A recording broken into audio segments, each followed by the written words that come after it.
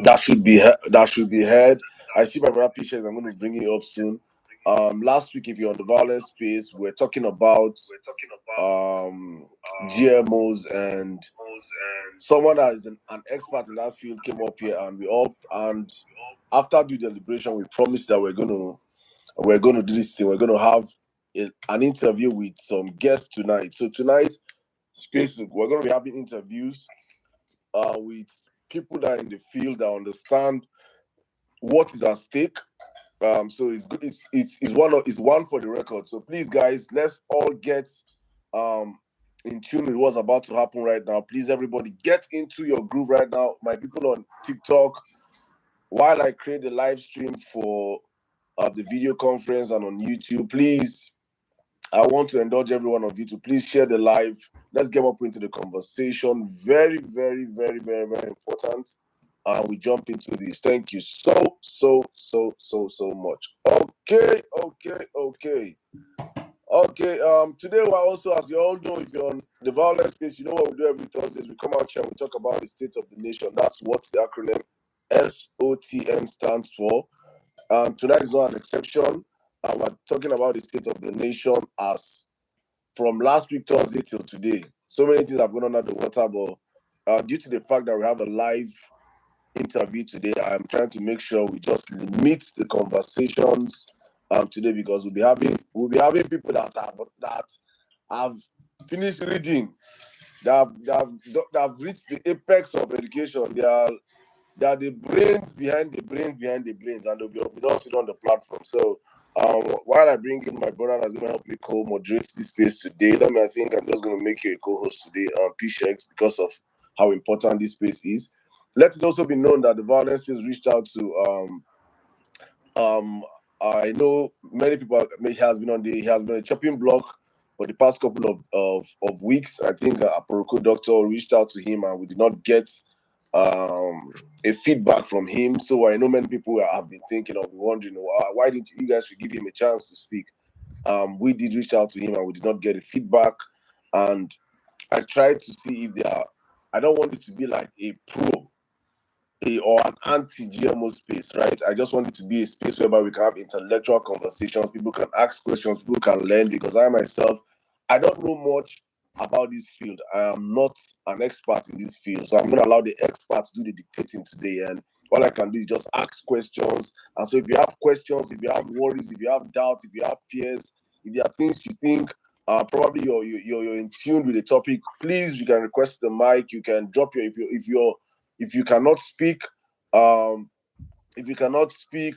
you can just simply probably drop a comment in the comment section, or the question in the comment section, please. And I'm going to make sure that all the questions will be asked today. So please, and also please, for those on TikTok, as I always say, on TikTok, there's not going to be space for you guys to speak today. You guys, if you want to, you guys can just listen in. If you're on YouTube, you can speak. If you have a question, put it in the comment section. I'll be asking all your questions today. Today is one of those very important spaces we're going to be having today. So please, guys, let's get up into the conversation. If you're not retweeting the space, you're doing it very wrong. But before I jump into it, I've always reiterated that for me, messaging is very, very, very important.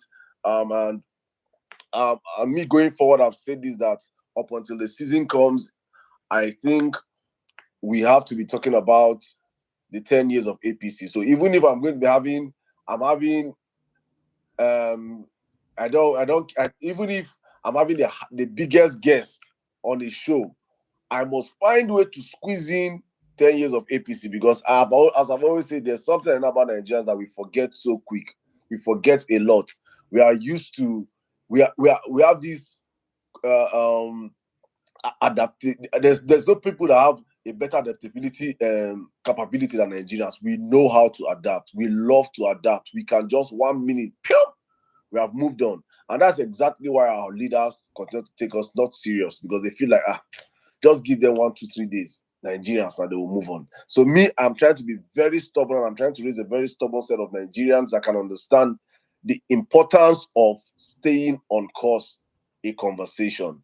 And that's why for me it's important I keep highlighting and reminding Nigerians that we have given 10 years of our lives to a party that has done nothing positive. I've been talking about this for the past, I think, 3 weeks now. For the past 3 weeks, this has been our topic. And on every of our weekly shows that we have on the Emir Saddam show, I throw this as a challenge and I say, please, my fellow, in fact, because my weekly shows I did on TikTok, I have APC people come up on the platforms, I allow them come up and speak, and I ask them questions, and I'm like, I want you to tell me, just point to one thing that Nigeria is better off today 10 years after. It is insane that I'm even asking this question. That 10 years post 10 years of the party ascendancy to office, to governance, you can't point to one thing and say that we are better off in the country. It is crazy. And Nigerians have adapted. And if you leave Nigerians will collect these people for 16 years. Because Nigerians know how to do what? Adapt. And so for me, and that's why for Nigerians, it almost becomes a boring topic. We keep talking about this thing. Yes, we have to talk about this thing because Nigerians do not even know how to. I made a video, I think 2 days ago, and I was talking about the old takers celebrities that were on top of a gongoro in Maraba Market in Abuja trying to sell this administration. Relax, Tinubu will fix it. Was a tag. Relax, Tinubu will fix it. Relax. And Nigerians in the market were just looking at them. You could see the dejection on the faces of these Nigerians. They don't even know how to react. They don't even know what to do. They're just looking at, is it the same Nigeria with these people? But they could not react. And they could not react. Why? One, because the truth of the matter is that we have not harvested enough anger to the Nigerian people for them to react the way they're meant to react. That there are some certain actors, honestly speaking, and I'm saying this without mincing no words, APC have no authority or rights today to even be talking about election 2027. They should be doing restitution for wasting our time, for lives lost, for a damaged economy, for all the billions and trillions of naira that they have borrowed. There is no incentive for APC to be to be talking about elections in 2027. It is just because they have met the weakest set of opposition. They have met the weakest set of resistance. The opposition have been so weak that they have the guts and effrontery 2 years to an election to be campaigning. They are breaking all the codes and regulations of the Electoral Act. They do not care because they know that the resistance is not coming from the Nigerian people. And the resistance, and I've said this, the opposition has failed. It is now up to Nigerians, we Nigerians, to do the work. It is up to Nigerians that we have been shouting we are the opposition. It is us to really show that we are the opposition. How do we harvest Nigerians' anger? How do we get Nigerians to understand? How do we cut out from the reality that offline, that many Nigerians, that the APC have made Nigerians so difficult that many Nigerians are not even able to come online. Many Nigerians are trying to survive every single day. We have wasted 10 freaking years of our lives. Other nations are moving in, and that's why you ask an APC person, you hear even their intellectuals, the one that probably went to school, passed through school, but school did not pass through them. And you hear them say, anybody that tell you 4 years is enough to fix a country, they don't even understand that in 4 years you can. I tell you that a friend of mine that does business in China is like, Saddam, if you go to China, a place in China today, go back there in 6 months' time, you might not recognize that place. When you see economies are being transformed, you will see the changes. As in, it happens overnight. Nigeria can overnight become a construction site. There are people. There's the greatest gift we have is, apart from our mineral resources, apart from the amount of wealth God has blessed this country with, is that we have human resources. We have a people that if you empower these people and these people have purchasing power, Nigeria is a country that we're a very high consumption country. So any investor will want to come and invest his money in this country, as long as there's purchasing power. But APC have successfully destroy the purchasing power of Nigerians. Tinubu said it. It's one of his manifesto, reduce the purchasing power of the people and widen the tax bracket. He is freaking doing it right now.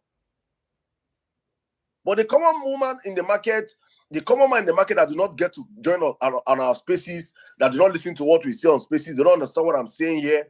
We don't understand what these things I'm saying. They are deprived of this information. It is intentional that APC has spent the last 10 years dumping down on our education in our country. It is intentional. People should not go to school. People should not be aware. Our children should be dumb, so that you cannot even challenge the status quo, so that you cannot ask questions. Because a dull populace is a populace that don't even know their rights. And that's why you see some people, they'll argue with you. Do you know what? Do you know the 2 years? That's in 2 years. 2 years he has given a student loan. Everything he has disbursed money. In 2 years, disbursing money up and down, borrowing money up and down. That's the only thing that these freaking criminals have been for the past 2 years. And that's how we wasted 8 years with Buhari. We are wasting 2 years. We are wasting. I said this in 2022. I said we are wasting 4 years with Tinubu. If we give him that opportunity, it is guaranteed that we're going to waste the next 4 years. And it's happening before our eyes. And for some of them, they want to still crown him more and give him extra 4 years. So right? We're going to give APC 16 years. If we complain as Nigerians that PDP served for 16 years and PDP had to go, if the excuse APC gave them just so that they kept shouting 16 years of PDP, 16 years of PDP, 16 years of PDP, and PDP had to go. Is it not sensible to any sane mind that we should not allow the next people taking over from PDP to equal PDP 16 years if they're not doing better than PDP? APC has shown I'm putting it 12 years. In 12 years that they cannot outdo what PDP did in 16 years. Why should we now give APC another chance to equal PDP 16 years, purchasing them out of power? And for me, it is important Nigerians understand this duty, especially us that are aware that come up on all these places, lives, we come out and we talk all this and so this we are saying that we are an aware generation. We should understand the reality that outside, online, offline, majority of Nigerians are ignorant. Many Nigerians do not even understand where their problems are coming from. Tomorrow is Friday. Many of them will go to the mosques and they'll be told, oh, on Sunday they'll go to churches and that pastors will sell for them. Oh, it is God that will take away these bad leaders. These bad leaders keep living to their 80s, 90s. They know they die. If their organs spoil, they can sacrifice 10 children and take away their organs and refix their bodies. APC have not built one hospital that can take care of any of them in 10 years. None of our federal schools can be said that any APC governor have sent their children to any of our federal schools in this country in 10 years. They have not upgraded any of our schools. All their children are graduating. Look at Omoye. All his daughters, all of them are abroad. Wike abroad. All these freaking criminals, their children are all ganged abroad. In 10 years. And that should be the message of Nigerians outside there, telling Nigerians 10 years of APC, because Nigerians have a very short memory span. We do not remember. We forget so quick because we just have to adapt. These people have made sure that we are living every day on survival mode. Nigerians are trying to feed. Nigerians are trying to struggle the next day. What we go chop. So it is incumbent on us as a people that are aware of these facts to make sure that this is a natural conversation. This is a daily conversation. This is a conversation that every single day you're rubbing it out there for Nigerians to understand. 10 freaking years of these people we have wasted. We keep wasting our lives, and if we do not do this, because yesterday on my live, I was telling my people on there, I was like, what we fail to understand is that we are meant to how the Nigerian this is me being practical. How the Nigerian memory works is that in a 4-year span, you have the first year, second year, third year, and the fourth year, which is the election year. The first year, the government is meant to start showing signs of development. That's why if you hear first 100 days in office, you're meant to say what you've done in the first 100 days. That period is also when subconsciously you conscientize Nigerians on what you have done. then the opposition also amplifies on what you have not done. So if you're failed in your first 100 days, vis-a-vis your first 365 days, the opposition are meant to highlight these things, amplify these things, let the Nigerian people bear witness that this first year was an absolute disaster. And all blames goes to the what? The government. But we saw an opposition that failed in the first year to do their jobs of holding this government accountable. It emboldened the government into the second year. Second year have passed, they are failing. Opposition are still bothered, are still concerned about politics. We are emboldening these people into the third year. The third year now will happen. You know, from third year now, campaign not begin to start. Then fourth year elections.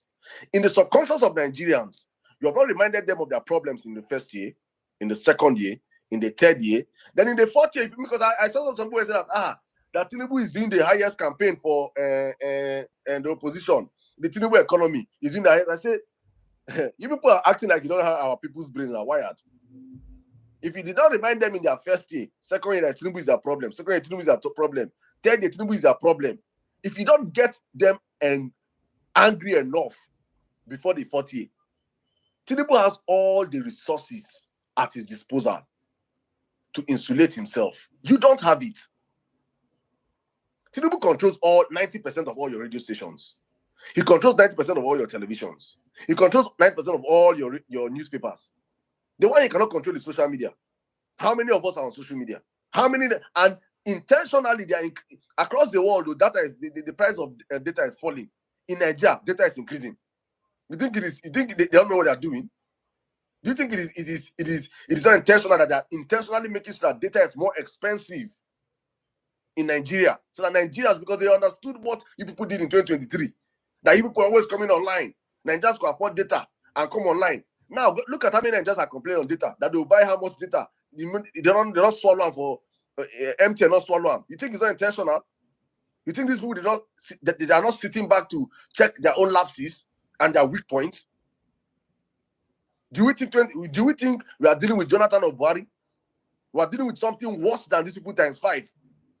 If you doubt me, look at how much he has borrowed.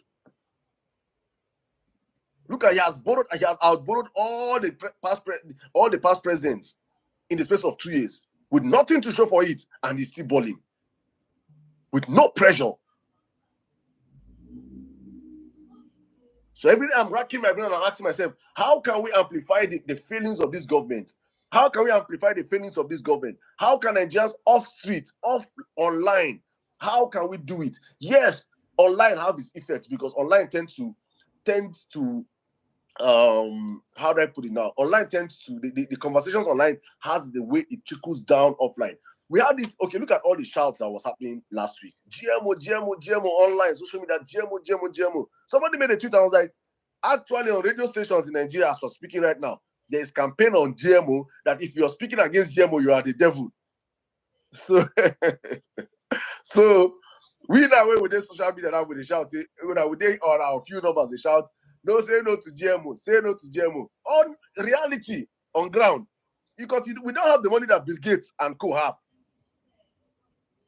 How many of us can go and buy out 10 slots in radio stations? We don't have these resources.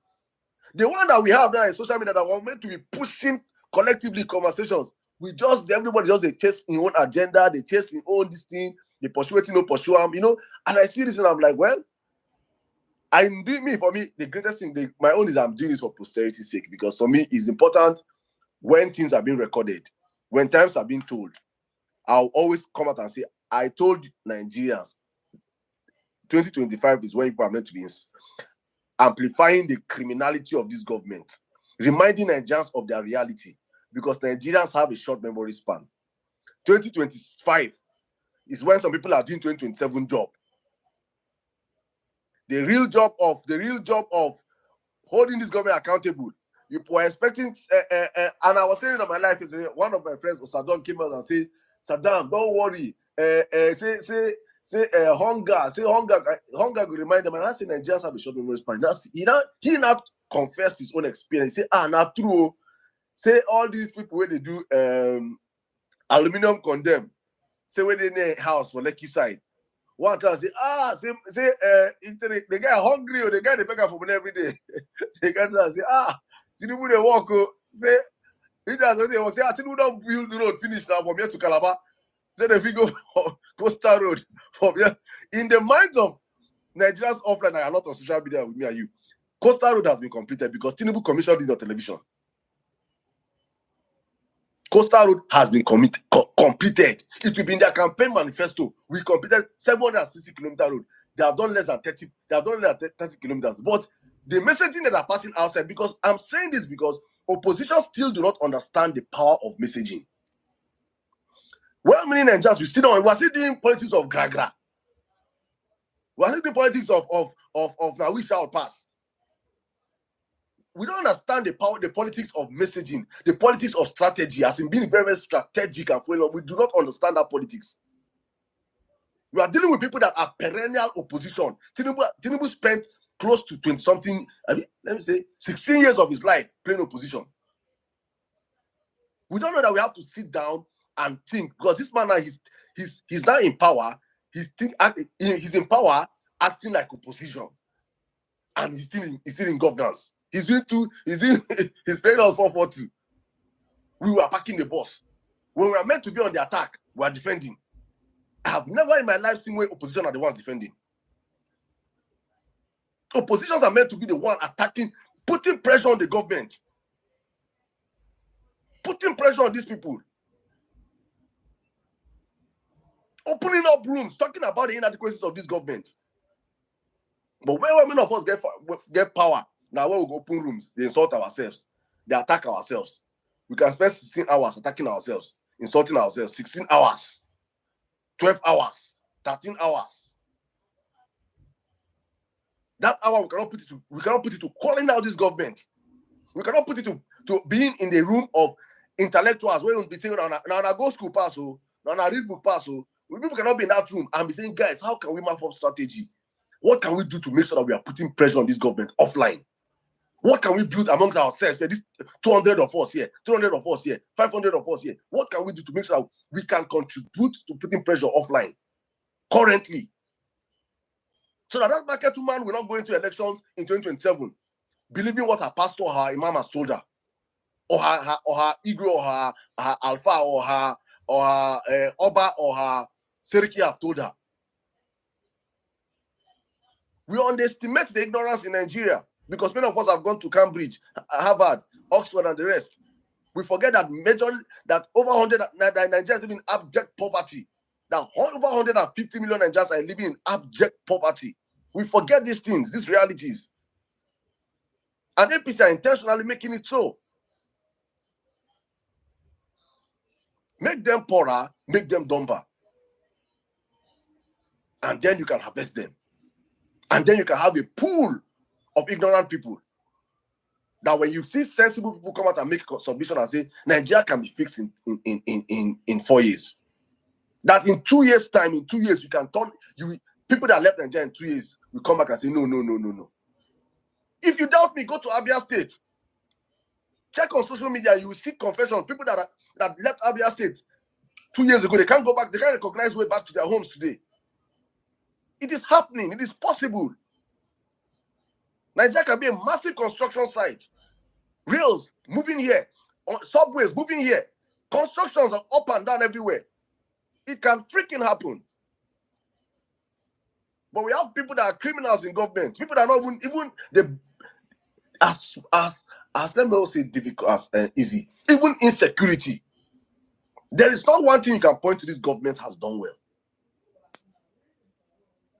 Instead, I'm seeing that Nigerians are being kidnapped and unalived. And Nigerians are blaming Nigerians. Loudly on social media, we see that we open video, open camera. The fault is Nigerians. Nigerians are, I'm like, my goodness. And APC are just slapping and say, oh, this is great. For every life lost in any country, the duty of the security forces, it falls back to the security forces. Let us hate ourselves. If the security forces are up to their job, they will protect lives and properties. That is the number one job of every government.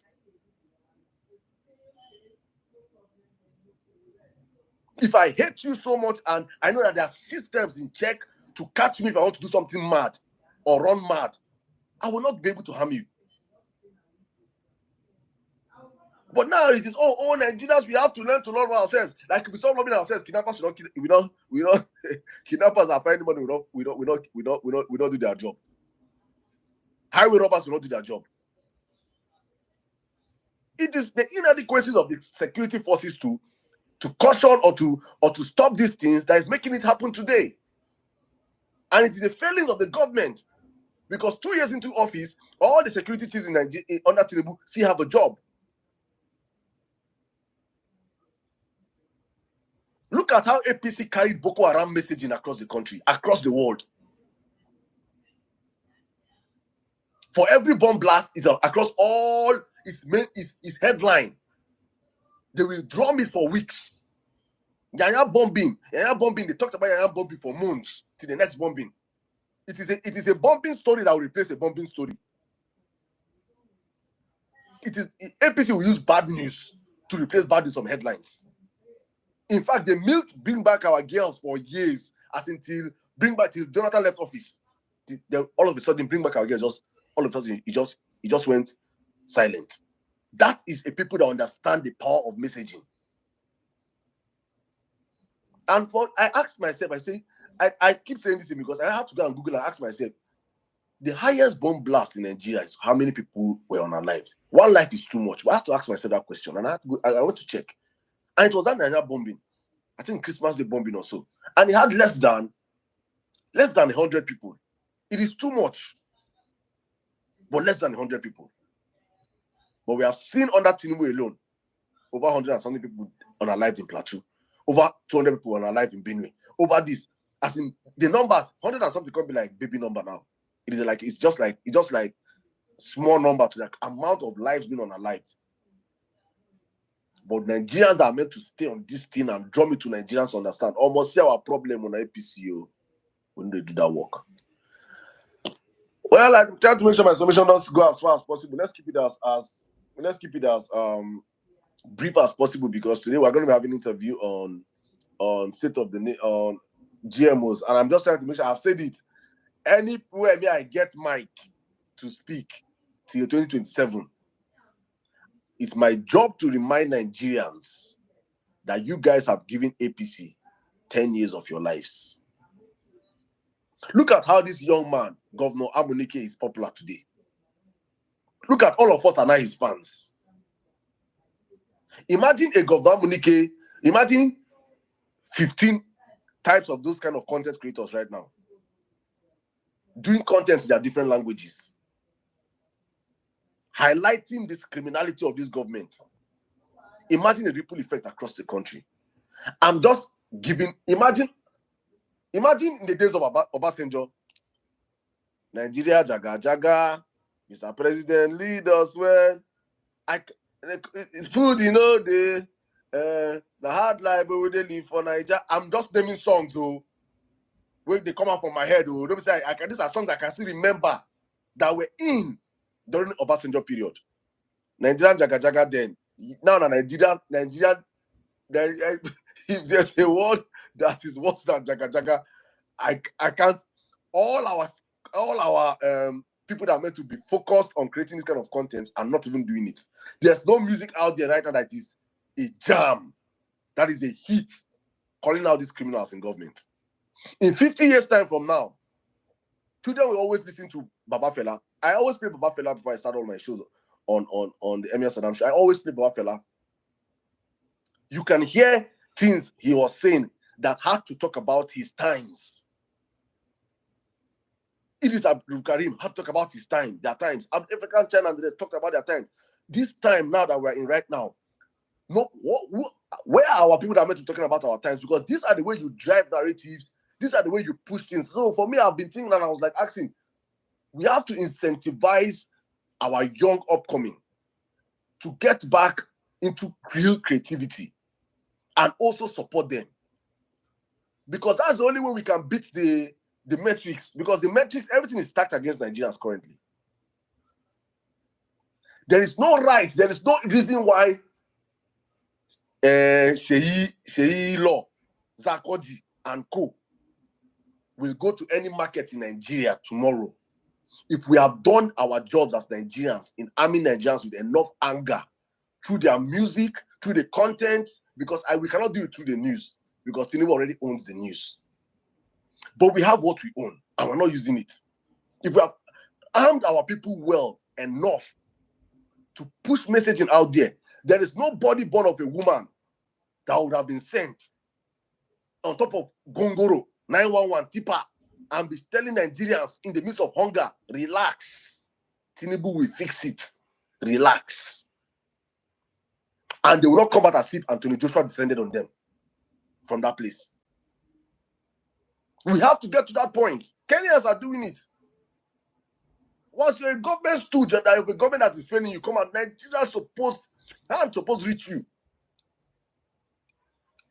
So next time they send the next set of people to come and preach that satanic message, you go run. You go say, no. You know what they do, Zakoji? You know what they do them, then Sheyi Law. You know what they do them? I beg, I don't go. You go get sense by force. Because you cannot be passing through hell and you'll be gaslighting Nigerians of our reality.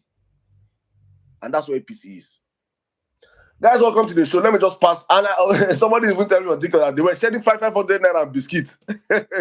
So we could have the thing say Nigerians, hunger is enough. Hunger is enough strategy to remind Nigerians of Tinubu. APC 2027, APC go do votes 250 naira. 250, we'll give two people 500 naira, make them go share. After the vote, when I go there, I'm going to say, Nigerian, then it is us that is in the diaspora that now come and start calling them out, shouting, Nigerians are not this thing. Nigerians have not suffered enough. Nigerians are no. Nigerians are this. Nigerians are that. You people that are meant to do the job of helping them, because the truth is that Nigerians are massively ignorant. We are trying to forget this fact. Nigerians are massively not educated. Nigerians are massively not informed. We that are meant to use our hand now and pass this information, we will not do this work.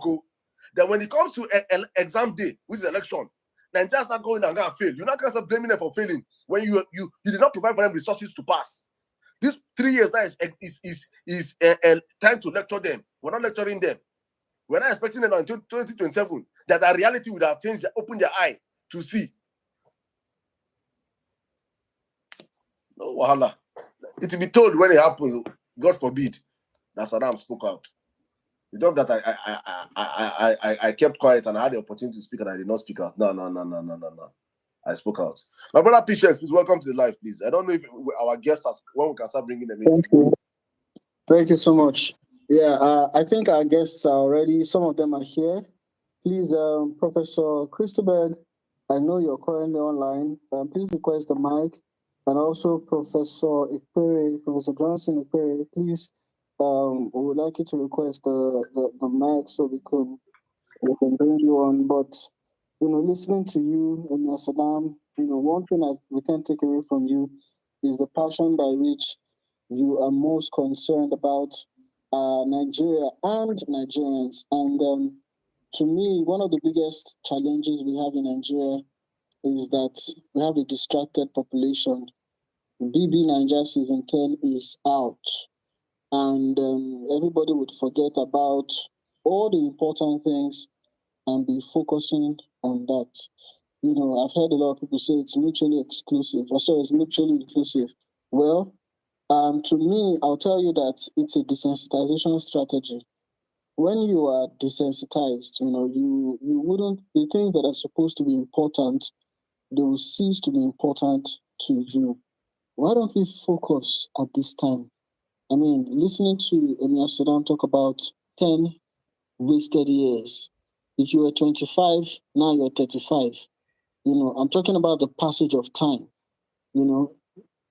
Sometimes you may just think that, we'll get it right next time. That next time is 4 years. If you were 30, you'll be 34. So why don't we sit up? I know that most of us in Nigeria are trained to be individualistic. In other words, have your own generator, dig your own borehole, have your own solar. In other words, you're providing your own water and light by yourself. So your survival is your business. You're concerned about your personal survival. In fact, many Nigerians would donate money and do the road that connects their street to the bus stop, do the road to connect their gates, all those things. You see, it has trained Nigerians to solve their problems personally. So many times they ignore who is president, they ignore who is out there. They just feel this selfishness of, oh, let me sort myself out and I'm fine. But when we keep living like that, we forget that we are actually destroying our country. And whatever we need to do to save this country, to put this country back on track. You see, I come from a political angle of geopolitics. I'm looking at who the puppet masters are. Who are the people stringing these people from behind? Where are they? How are they doing it? And then from there, because if you busy yourself with the puppets, you are ignoring the puppet master. Let me give you a very good example. I put up a post some days ago and I said that ignore Big Brother Niger. And then I put a link to download the 86 amendments to the Nigerian Constitution. And I said, ignore Big Brother Niger. Instead of that, come and join us. Let us review the 86 amendments to the Constitution. I mean, think about it. It doesn't matter who is president. 86 amendments to the most important binding document of a country. 86, not one, not two, not three. 1 to 8 times it by 10, then add 6 to it. 86 amendments. Then you go and ask yourself, what are they trying to amend inside the Constitution? Then by the time you open it and look at it, and then you're saying that they want to increase the number of states to almost 40 something or 80 something thereabout. You're saying that they want to add. I mean, if you increase the number of states from what it is by maybe another 20 or 30, that means you're increasing the number of senators, the number of House of Rep members, you're increasing the number of state ministries, and then increased budgets, increased number of Lexus Jeep that they will give to them, increased number of orderlies, more private security for them, and all of that. Where is that conversation going on? How are we jumping into that conversation and saying no to it? 86 amendments to the Nigerian Constitution is not a joke. By the time you open it, and then when you find out that the people who are consulting for Nigeria, who consulted to the Committee on Constitutional Review, are the puppet masters themselves. I mean, you're seeing Bill Gates, his foundation, with several other foundations consulting for Nigeria's Constitutional Review. These are not hearsays, these are realities. Do you think they will not, out of the 86, they'll just take like 3 or 4 for themselves? Like the one on investment, citizenship and investment, So we're looking at a state capture that if we're not careful, we'll not recognize this country anymore. And that's where we are coming into this conversation on GMOs, because we all have followed this conversation, for some time now. And I want to, thank Emir Saddam and the people behind this very important space for giving us this platform for us to really talk about what affects Nigerians the most, the food we eat. I mean, think about it. You cannot do without food. At least you've eaten today. And these things that you're eating, these GMOs, they don't digest. They decompose in the stomach. Then go and ask your doctor. Call a doctor and ask him how many people are going down with colon cancer currently. Because the food is not digesting. The body can't recognize it. It's not one of the things the body was told to digest. Birds, chickens that don't have brain, they don't have the kind of brain we have. They are ignoring it by instincts, natural instincts. They're ignoring these things. But then by policy, our government is giving us to eat. It doesn't make any sense. So that's why we're here. I really want our professors to come on. I don't know, Professor Christobel, I saw you here not too long ago. Professor Ekpere, please, could you request the microphone? I see some requests. I don't know if they're the ones. I don't know their handles. I don't want to bring anybody. Please, guys, we are trying to make sure that for now, if you're requesting the mic, please just be patient with us. We really want to make this more of an interview. Then when they have dropped their submissions, then if you have questions you want to ask, and also please, this is not just as I said earlier, it's not just an anti-GMO campaign. I really want to know. I really want to hear from people. If you are well versed in this topic, if you think what these people are saying is not right and you know more than they do, please request the mic and come and tell them what they don't know. But it is important that we bring professionals in the field, and that's what we're doing here tonight. So please, guys, and also I just want to push everybody. Maybe many of you missed it when I started the show. I want to push all of you, please. I see you guys, crazy people, on my TikTok. If you want to request the mic from there, please come to X. We can only give the mic from X today. Meanwhile, guys, let everybody please on the platform, if you can listen to me, if you can hear me, please share the space. Let's share the space. Let's retweet the space. Let's like the space. Let's get up into the conversation. Thank you so much. P-Shares, I don't know their names, so I think you do that better. Oh, okay. I'm not sure I can see I can't see any request to speak from my side, but let me add them. Let me see. So, okay, we have Dr. Just a sec. Yeah, I saw Professor Amua just now.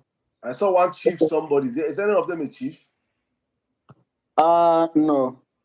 Then Dr. Ife Anebo, she's also online. GRV's wife, Dr. Ife. Please, she's supposed to be she's supposed to be one of our speakers today. She's been in the conversation also. I think I saw her. Just a minute.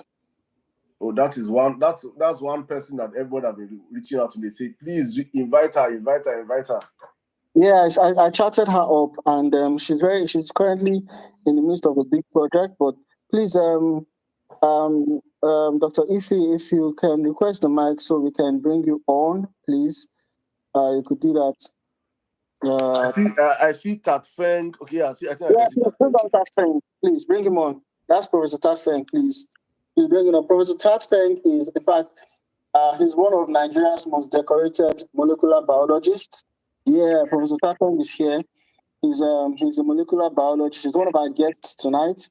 He's you should Google his name. He's a big authority in this field. And I'm happy to say that he's set up one of the best laboratories we have in sub-Saharan Africa. And it was his project. He set it up here in Nigeria. It's one of the very few, I think there are less than 3 ISO certified laboratories in Nigeria, and this is the highest of them all. And we're speaking to, he's a professional in this field, and I'm very happy to bring him on. And we're going to listen to him in a short while. He's also a member of the Biosafety Society and Biotechnology Society of Nigeria. And, before we listen to Professor Tat Feng, let me just say something to what Emir Saddam said, that we need to balance this conversation. It's very important to balance it. Every day, I am currently on the lookout for people who support GMOs. Maybe you work in, I've invited Dr. Rose Gidado so many times. I've invited her so many times. Let's come on a space. Let's listen to you and let's talk about this. Myself and Professor Christobeg, we faced off a Professor Gudu, and another guy called Dr. Abraham Issa. Both of them are scientists that worked on GMOs in Nigeria. At least they said they worked on GMOs in Nigeria. We met at Ordinary President's studio in Abuja, Mbelembe studio, and we had a major face-off. If you check my Twitter page, the last, I think, second or third post, you see there, almost 3 to 4 hours. We had a major face-off, and use any AI you wish to review the content if you don't want to watch the full video. It was a major one. And all the facts that we have been bearing out are out there in that video. Even just 3 days ago, the DG of NBME, Dr. Yemisi Asbara, she went to Channels TV to go and tell Nigerians that GMO is our solution to food security. And she said a lot of things on TV. And the very next day, we were on the same program, on the same TV station, Channels TV, and we spoke into the conversation also. The facts are there. You can watch it. All the comments and even the people who interviewed us at the Channels TV, they knew that what she was saying was bad. So we are always looking for opposition. So if you're on the call right now and you want to promote GMOs here, you want to explain to us, maybe there's something we don't know. Maybe everything we're saying is not true. Please, we want you to also indicate. Send us a DM, send us a message, and then we can bring you on the call. So, but Professor Tafeng, where are you? He dropped. I don't know what's happening. He dropped. And also, I just want to put it out there because many people reached out to me, a protocol doctor, and I on behalf of the Vawulence space, we reached out to him before this space, and we did not get a response from him. So I'm putting, okay, let me bring back Tatfeng up, Professor up. We reached out. So for me, I'm saying this is not about, I know we can always have the buzz bulls. This is one intellectual conversation that we do on this platform, whereby it is, for me, the most important thing is education. And we might have our differences, we might not agree on so many things, but it is important that we have educated minds speaking on these topics, so that when you go out there and you're listening to different people setting their agenda, you understand what's behind the agenda. Well, Mr. Tatfeng, you're welcome to the show. Good evening, sir. If you can hear me, please respond.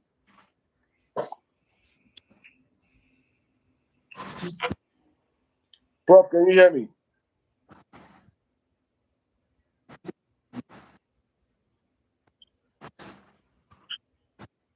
Your mic is on. Is on. On, yeah. But I can't hear you. Professor Tatfeng, we can't hear you. Hello, Dr. Shegun. Oh yes, we can hear you now. Greetings. Good evening. I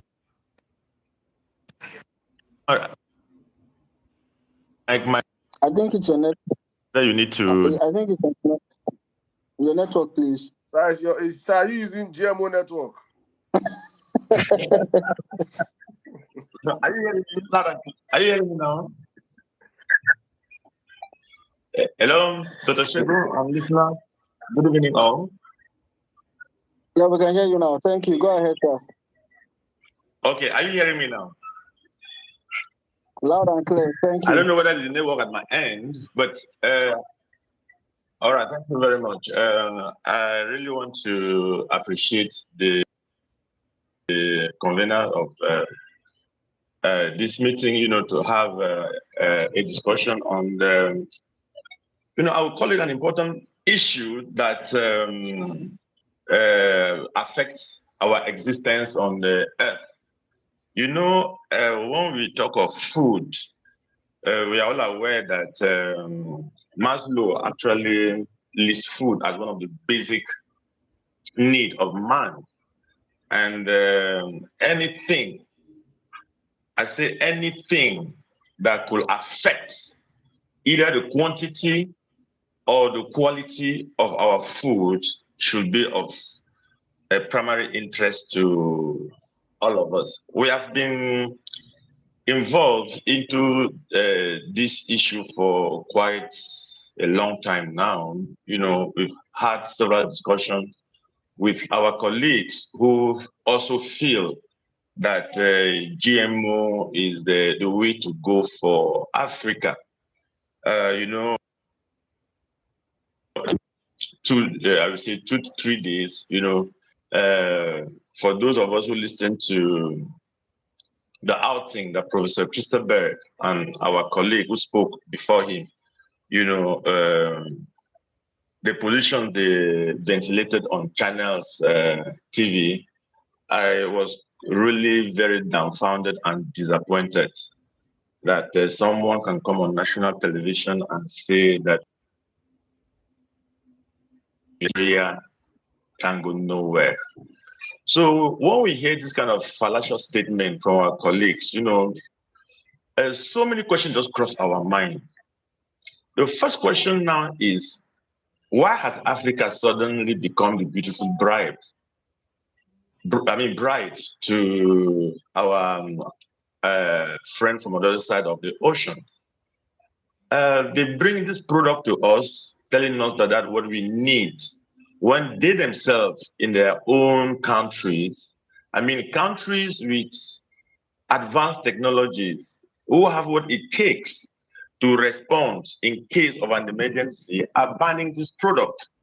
But here in Africa, some of us feel that actually what we need. Anyway, everybody has the right to his opinion, but for those of us who are true Africans, we have a lot of reservations, when it comes to GMO. For me, and for the generality of members of the people who align with me, one, GMO violates our right to existence. GMO is a violation to our culture. I want to start with our right to existence. Yes, they bog our mind with all manner of stories around GMO. They tell us without GMO, but you hear some fallacious statistics such as by year 2050, if Africans don't embrace GMO, there'll be hunger in the land and all kind of things. So the question that comes through my mind is, are Africans, or will hunger come because Africans cannot produce food for themselves? That's one fundamental question we have to answer. GMO has been adopted in some countries, but the question now is, what advancement have they made? Just a simple fact about Nigeria. We adopted the BT cotton in 2018, and the reason they were putting forth was that as soon as we accept this, all the textile industries will be revived. But from 2018, can we mention one textile industry that has come up on stream? No. So for me, it's just what I call extreme capitalists who are at their game. Some people are just after making money, on the back of Africans. My dear brother, I keep saying there is no philanthropic action without interest, because most of them come to us with all kind of philanthropic statements. No, they want to do that to help Africans. But at the end of it, what they tap out of Africa, we can't even imagine the take of us. They build some of those products without even letting us know. Unfortunately, we have our regulatory bodies that are handicapped. By the way, I'm not making a mistake by even saying that most of these promoters of these bodies, of these products, are the ones even drafting our laws for us. Laws that will regulate them, they will draft it for us. They use all manners, to bribe our regulatory agencies to get what they want to push in, go through. We've been in the civilized times, you can't put a GMO on the shelf if it's not labeled. But in Africa, they brought it in, they bring them in, they don't even want us to know when and what they are bringing in for us to consume. Against what many people think GM can be labeled in Africa, I want to tell us that you can label GM products. Yes, I know some of my colleagues were saying, if I can relabel maize meant for Akara, the same technology they used to confer a new trait on the product can also be used to label what I call genetic labeling. For instance, if they decide to bring what we call a chromogene, that means a gene that confers a color, to enable us to identify GMO, when we look at them, it will be easy for us to know which product or byproduct is made from a GMO. But they wouldn't do it. They want GMO to look exactly like our natural food.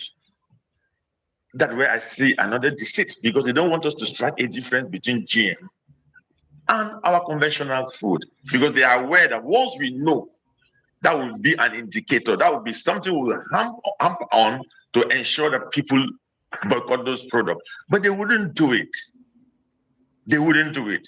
I also stated that GMO is a violation to our culture. I'm a son of a farmer, born and brought up in the village. I used to see my grandmother, after every season of harvest, doing what we call today seed selection. At that time, I did not even know. Seed selection.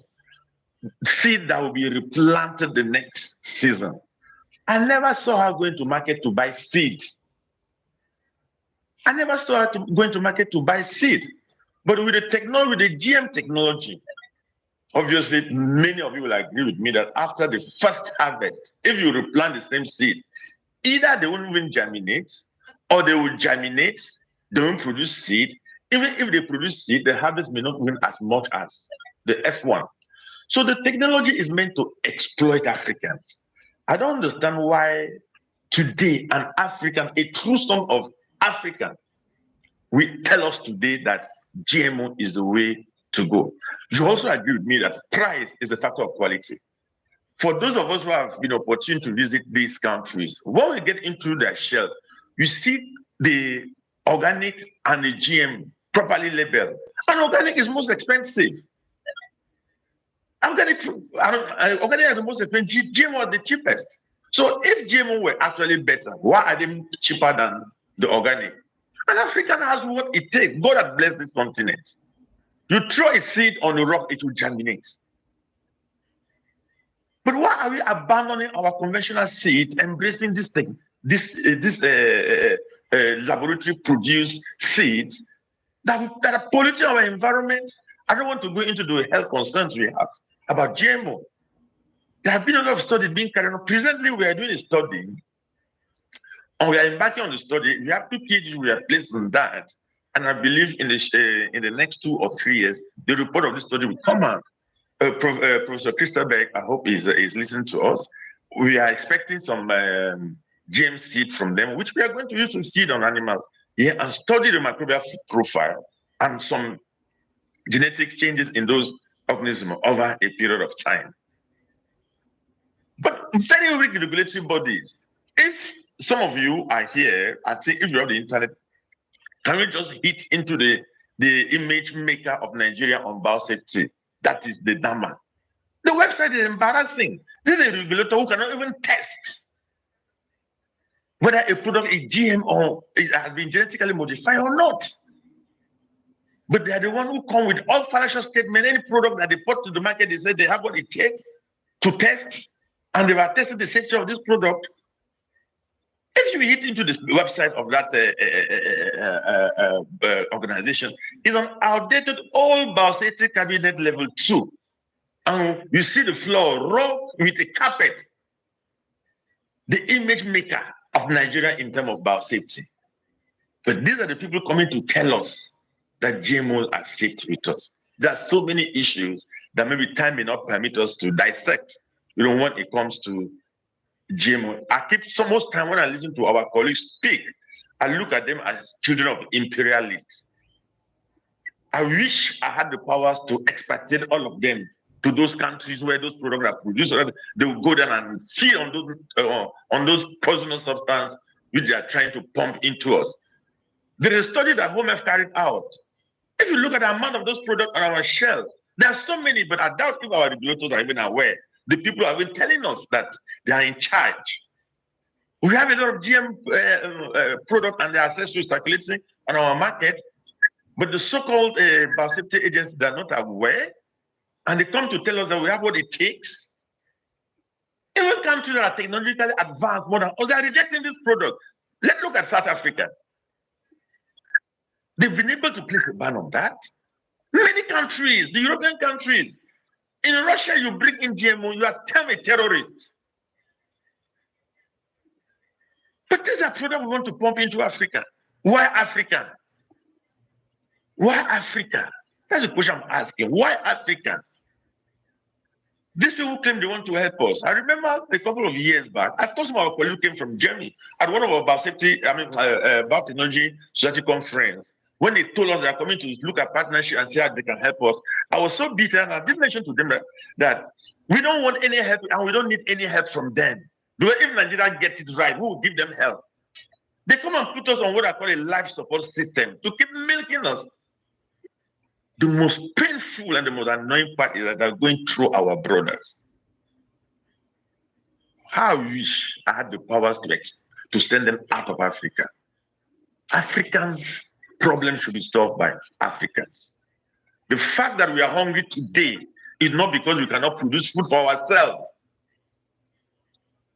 The agriculture are telling us that 65% or 45% of the farm produce perish between the farm and the market. They need to fix our roads. Even bringing in GMO is increasing the amount of food that will perish between the farm. If our road, the basic amnesty of life are not provided, we have what it takes to feed Africa. So nobody should come and lie to us that we need those toxic substances for food.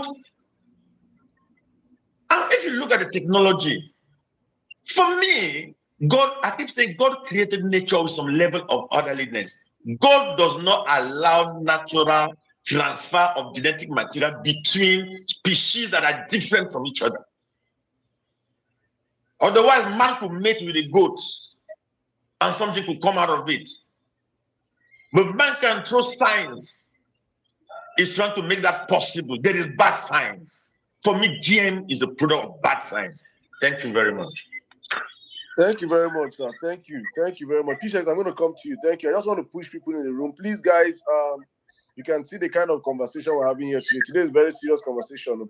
I think Professor Johnson Ekpere is here also. Yes. But before we bring him on and I pass the mic to you, Shex, I just want to push everybody on the platform. Please, guys, if you have questions for them, I'll be in the comment section.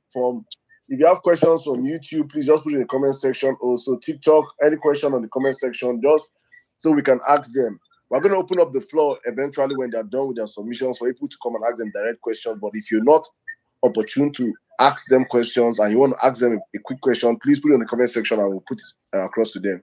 Meanwhile, please, everybody on the platform listening to us, please share the space. Let's retweet the space. Let's go up into the conversation. Thank you very much. P-Shex, over to you. Yeah, thank you. Thank you so much, Professor Tatfeng, for that spirited submission. And, myself and Professor Tatfeng, and even esteemed Professor Johnson, we were all at the public hearing at the National Assembly. And, it was very obvious that, GMOs in Nigeria were a mistake. We can compromise other legislations, but when it comes to food, nobody wants to write a law that will lead to its own death. And this is where these are the points that we need to bring out. And I'm very happy that Professor Johnson is here with us. Professor Johnson, I would leave him to he's going to give us a strong history on how GMOs entered Nigeria, because he was the chairman of the National Biosafety Committee. He was given the assignment to create the framework for our biosafety. In other words, the current government agency called National Biosafety Management Agency that is responsible for regulating GMOs in Nigeria. It was his responsibility to produce the document that was supposed to give back to that agency. But something happened along the line. And we're very happy to see him here because, he's the father of biosafety in this country and, in fact, Africa, because he negotiated Africa's position on the Cartagena Protocol.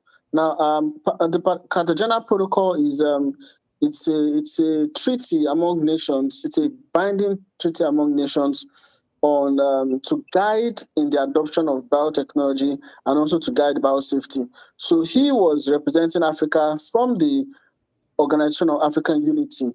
So, it doesn't get higher than this. And Professor Johnson, please, we would like you to, your mic is already unmuted. Please, we want to know what happened.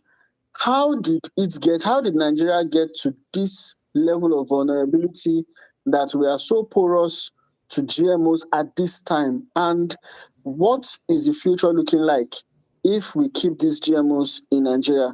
Prof, over to you, sir. Thank you, sir. Thank you very much, Shagun. It's difficult in the time that we have to give the history. But let me say this, that in the year 2000, there was a world conference in Johannesburg, South Africa, on a topic that was then referred to as Agenda 20,000. Out of that meeting, which I attended, for your information, which was attended by our then head of state, Chief Olusegun Obasanjo, a lot of issues about the world environment were discussed. And one of them had to do with the loss of biodiversity. Now, from there, an organization was created, or a protocol emerged, which was the Convention on Biological Diversity. I will suggest that those of you who have access to functional internet should go and Google it. And you will find that out of CBD came a lot of protocols, one of which was the Cartagena Protocol. It was spearheaded by the West, a group of Western countries that were interested in the use of recombinant chemistry, which, by the way, was the beginning of all of this.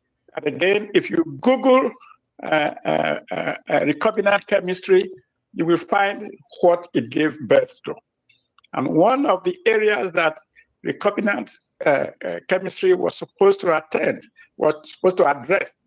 was biotechnology. Now, biotechnology is a very good science. Every science actually is good.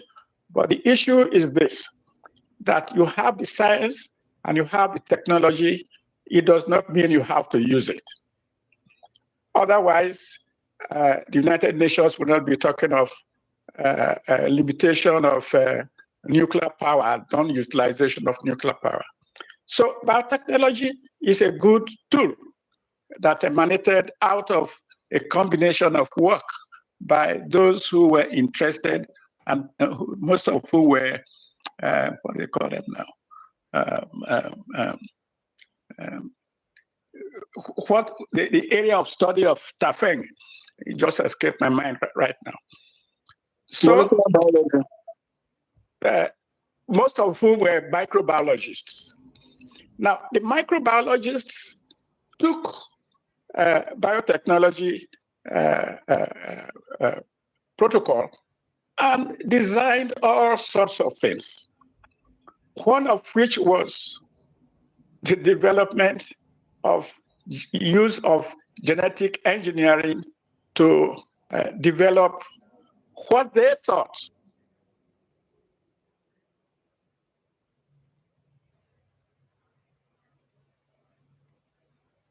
Is it just me? I think it went off.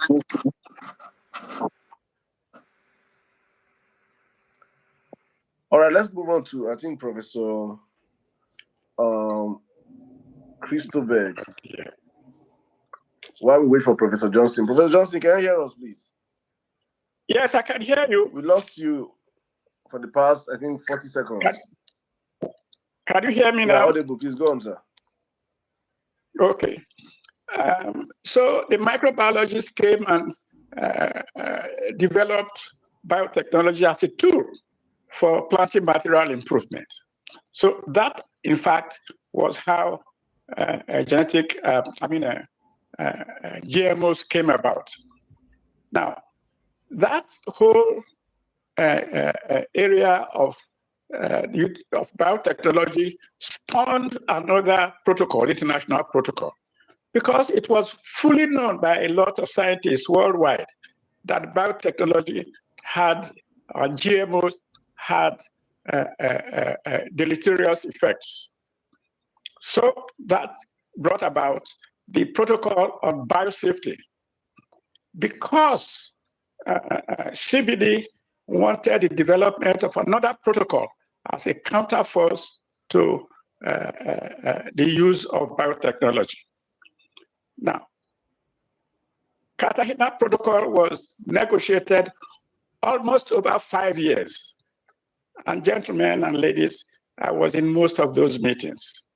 Myself and a colleague, Dr. Tiwolde, and you can Google Tiwolde's name, from Ethiopia, were the only two people, the only two Africans who really, with some Latin Americans, raised objection on the use of biotechnology as a tool for genetic improvement.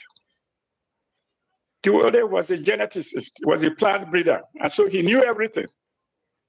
Now, I don't want to tell you what I was, but you'll be told I'm an eclectic scientist, and I know all of these things. It's just that I'm not a specialist in microbiology.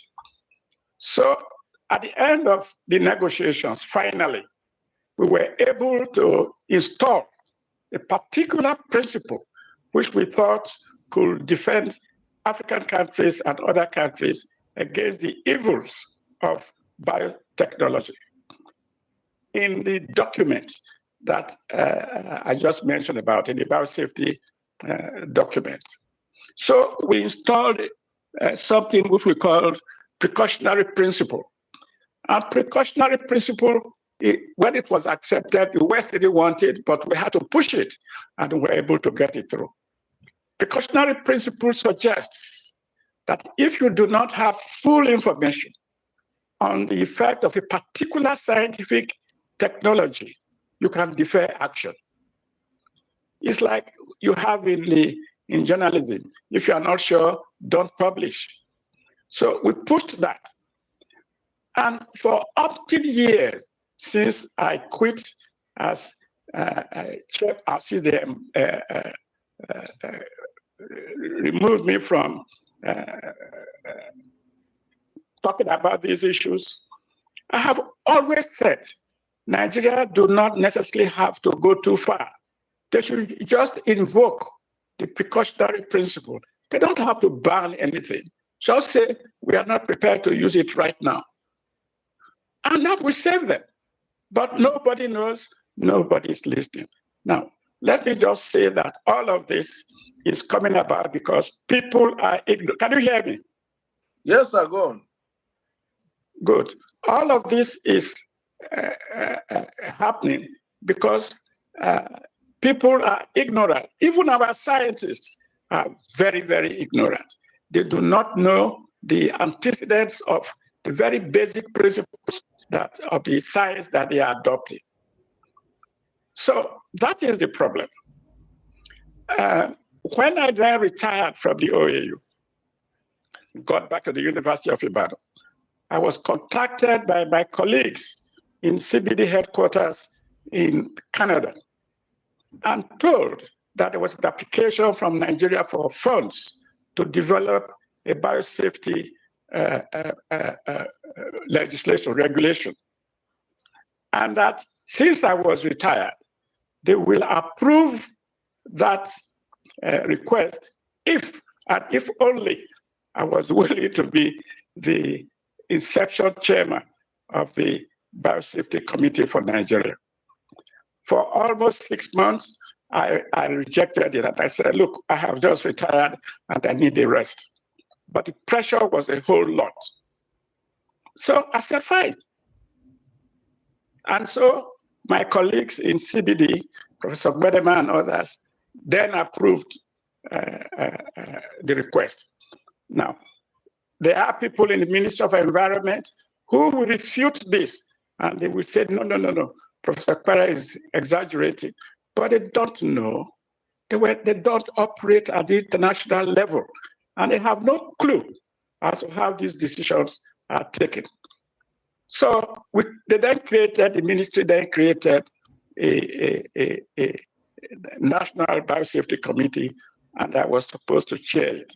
The very first assignment was that I should try to craft a biosafety regulation, which I did.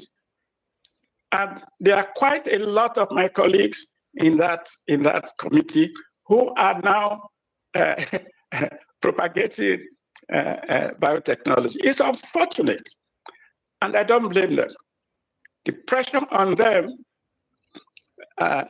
if they have alternative opinion, the pressure on them that they will lose their jobs has created their support for what is going on. So we finished, and we handed the document to the National Assembly. We had a senator from somewhere in the Southwest who was very sympathetic and who knew what we were talking about, who was prepared to push this regulation. Because if we did not have a biosafety regulation, then it would be a free-for-all in the transfer of GMO technology to Nigeria. But we needed this regulation to be able to counter and regulate and control, and possibly to make sure that the conditions in the Cartagena Protocol for the acceptance of any form of genetically modified food, seeds, or whatever was met. And all of this were in the draft document which we sent to the National Assembly.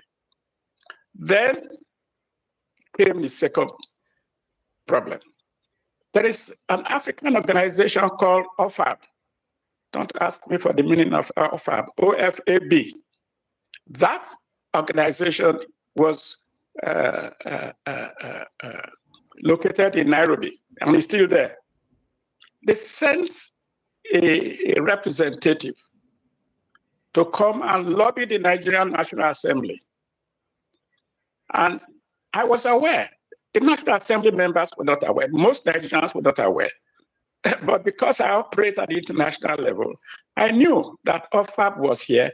And OFAB, by the way, is partially funded by Bill Gates.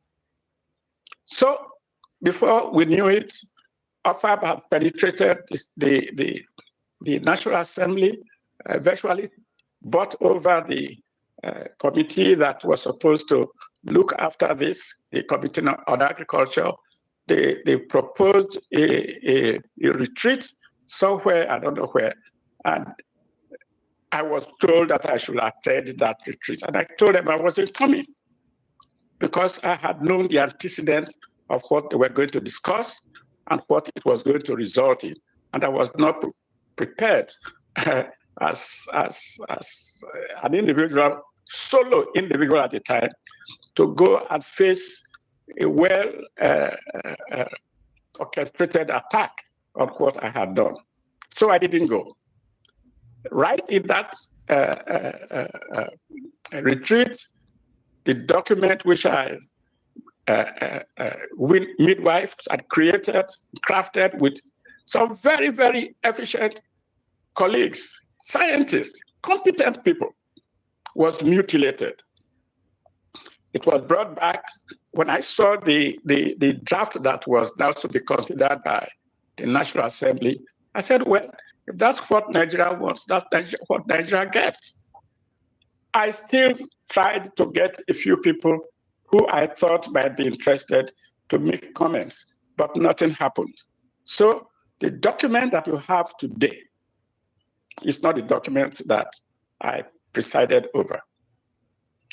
Secondly, to make a bad situation worse, somebody told the minister of, or I don't know, somehow the Minister of Environment took a wrong decision to scrap the now Biosafety Committee. So the Biosafety Committee was scrapped after I had served my 2 terms.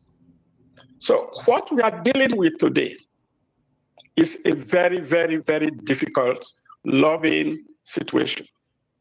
And people who are ignorant cannot, in fact, defend a bad science. And Dr. Tafeng and all of them understand this.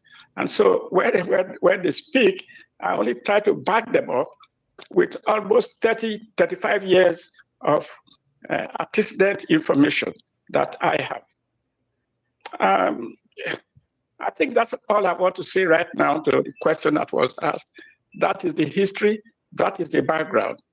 And people who are ignorant will never be able to defend why bad science is being propagated. Finally, let me say that I feel very, very fulfilled and I've said this everywhere.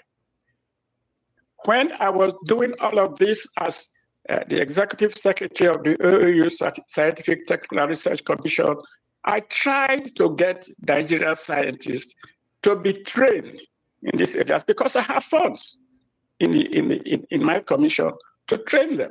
I couldn't get one person, not even from my university, University of Ibadan.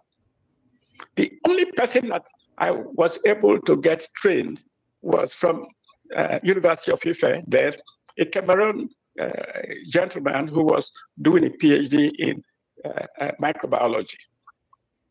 We sent him to be trained. He was trained, he got his degree, and immediately he finished, he was sponged out by the Danforth Foundation in St. Louis, Missouri, to go and work on a Monsanto program on the genetic modification of cassava, because cassava was suffering from both mosaic disease and one other disease. So he went there. Now, this was all part of the second section of my being chairman of NPC. And they had completely completed the genetic modification of cassava against mosaic and mealybugs. Those were the two diseases. And they wanted to bring it to Mudike for what is it called now? For the next set of process before you can even think of a field trial. But before they could do that, they wanted us to say yes to it, that this was already done. So we a committee members, including myself, we came to the US, went to Danforth Foundation, and from there we went to Puerto Rico, where they transformed cassava, the GMO cassava were planted. Unfortunately, by the time we got there, the disease, mealybug, and which was recessive, had exploded. That was the first lock that Nigeria had.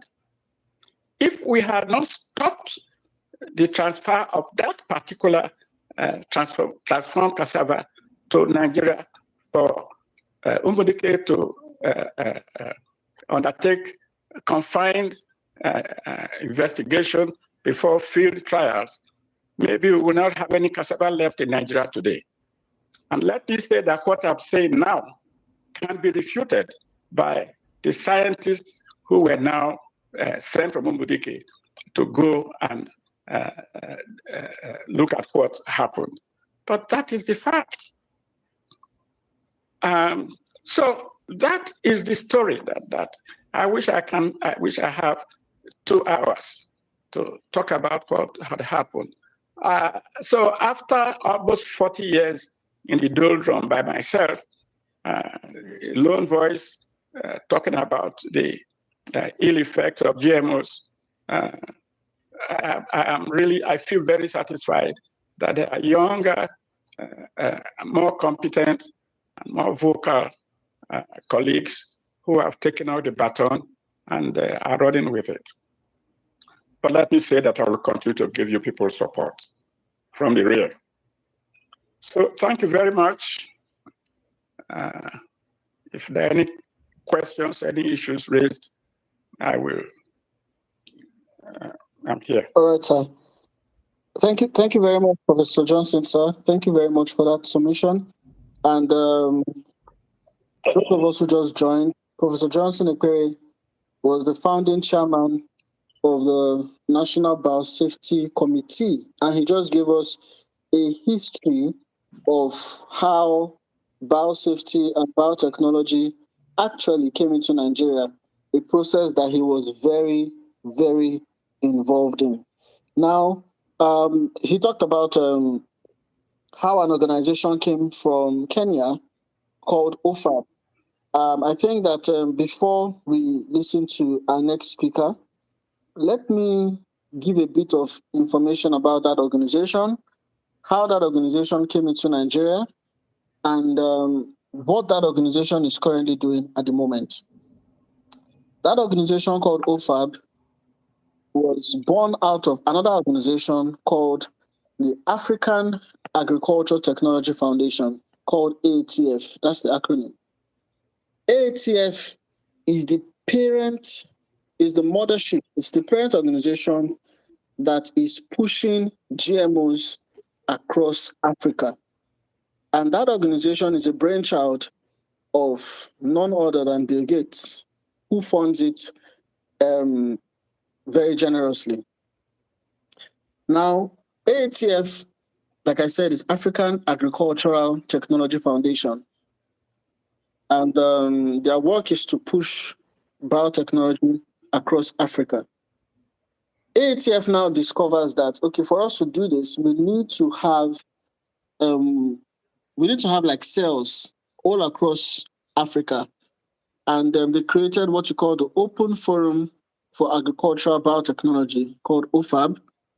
And OFAB now has cells in each country. So you have OFAB Nigeria, OFAB Kenya, OFAB Tanzania, and what have you. So Professor Johnson was just talking about when OFAB Nigeria began to come into Nigeria. And there was a woman who was very involved in this process. Her name is Dr. Rose Gidado. If you listen to me earlier, I mentioned her name. Dr. Rose Gidado she came with OFAB Nigeria from Kenya into Nigeria. And she was the country director, or rather is, because she still holds that office. She holds that office till now. She's the country director of OFAB Nigeria. However, Dr. Rose also entered into federal government service. And today, she's the deputy director of the National Biotechnology Research and Development Agency. She's the deputy director of that agency, and she's the head of department of the National Agricultural Biotechnology Department. Both are under the Ministry of Science and Technology.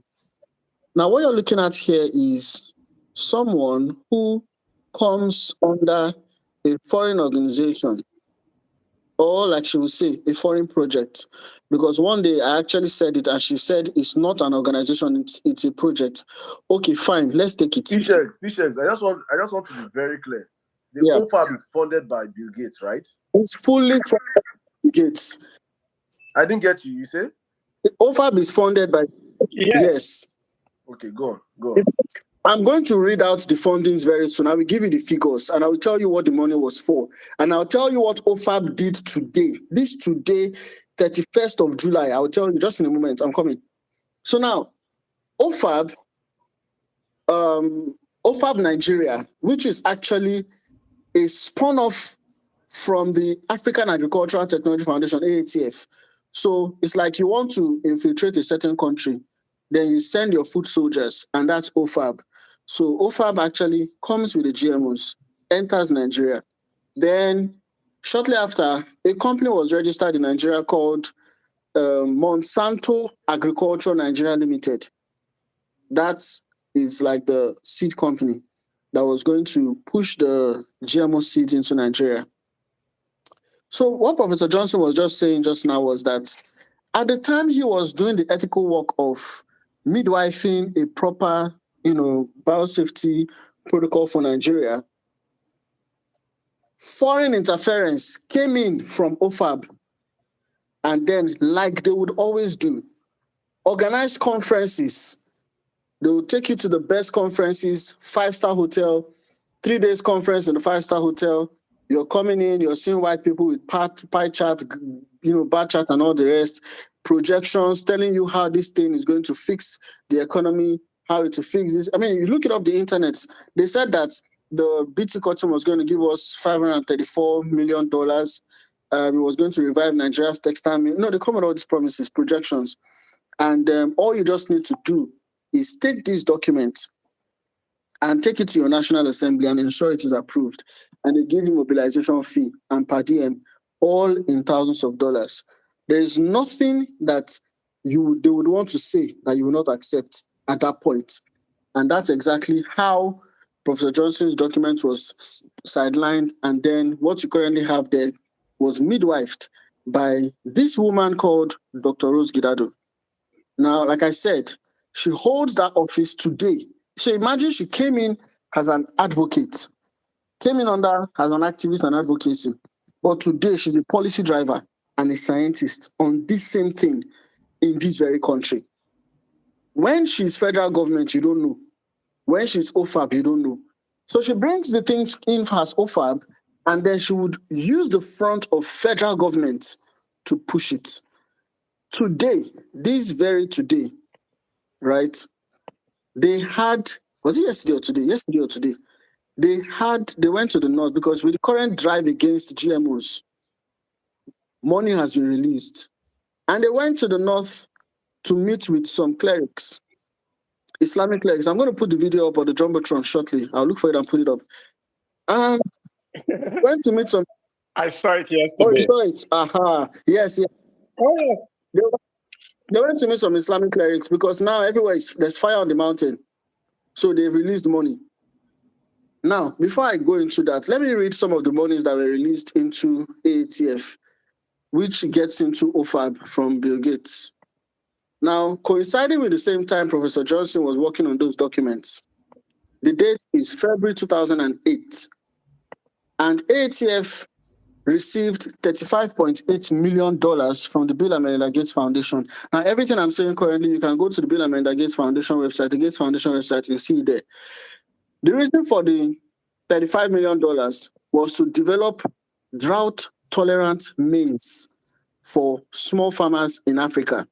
This was 2008. Then 2010, they released $200,000. And maybe that's for the conference that Professor Johnson refused to go to.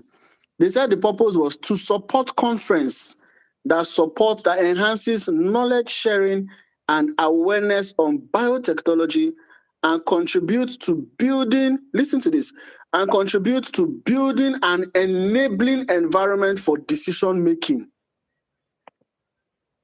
Let me take that again.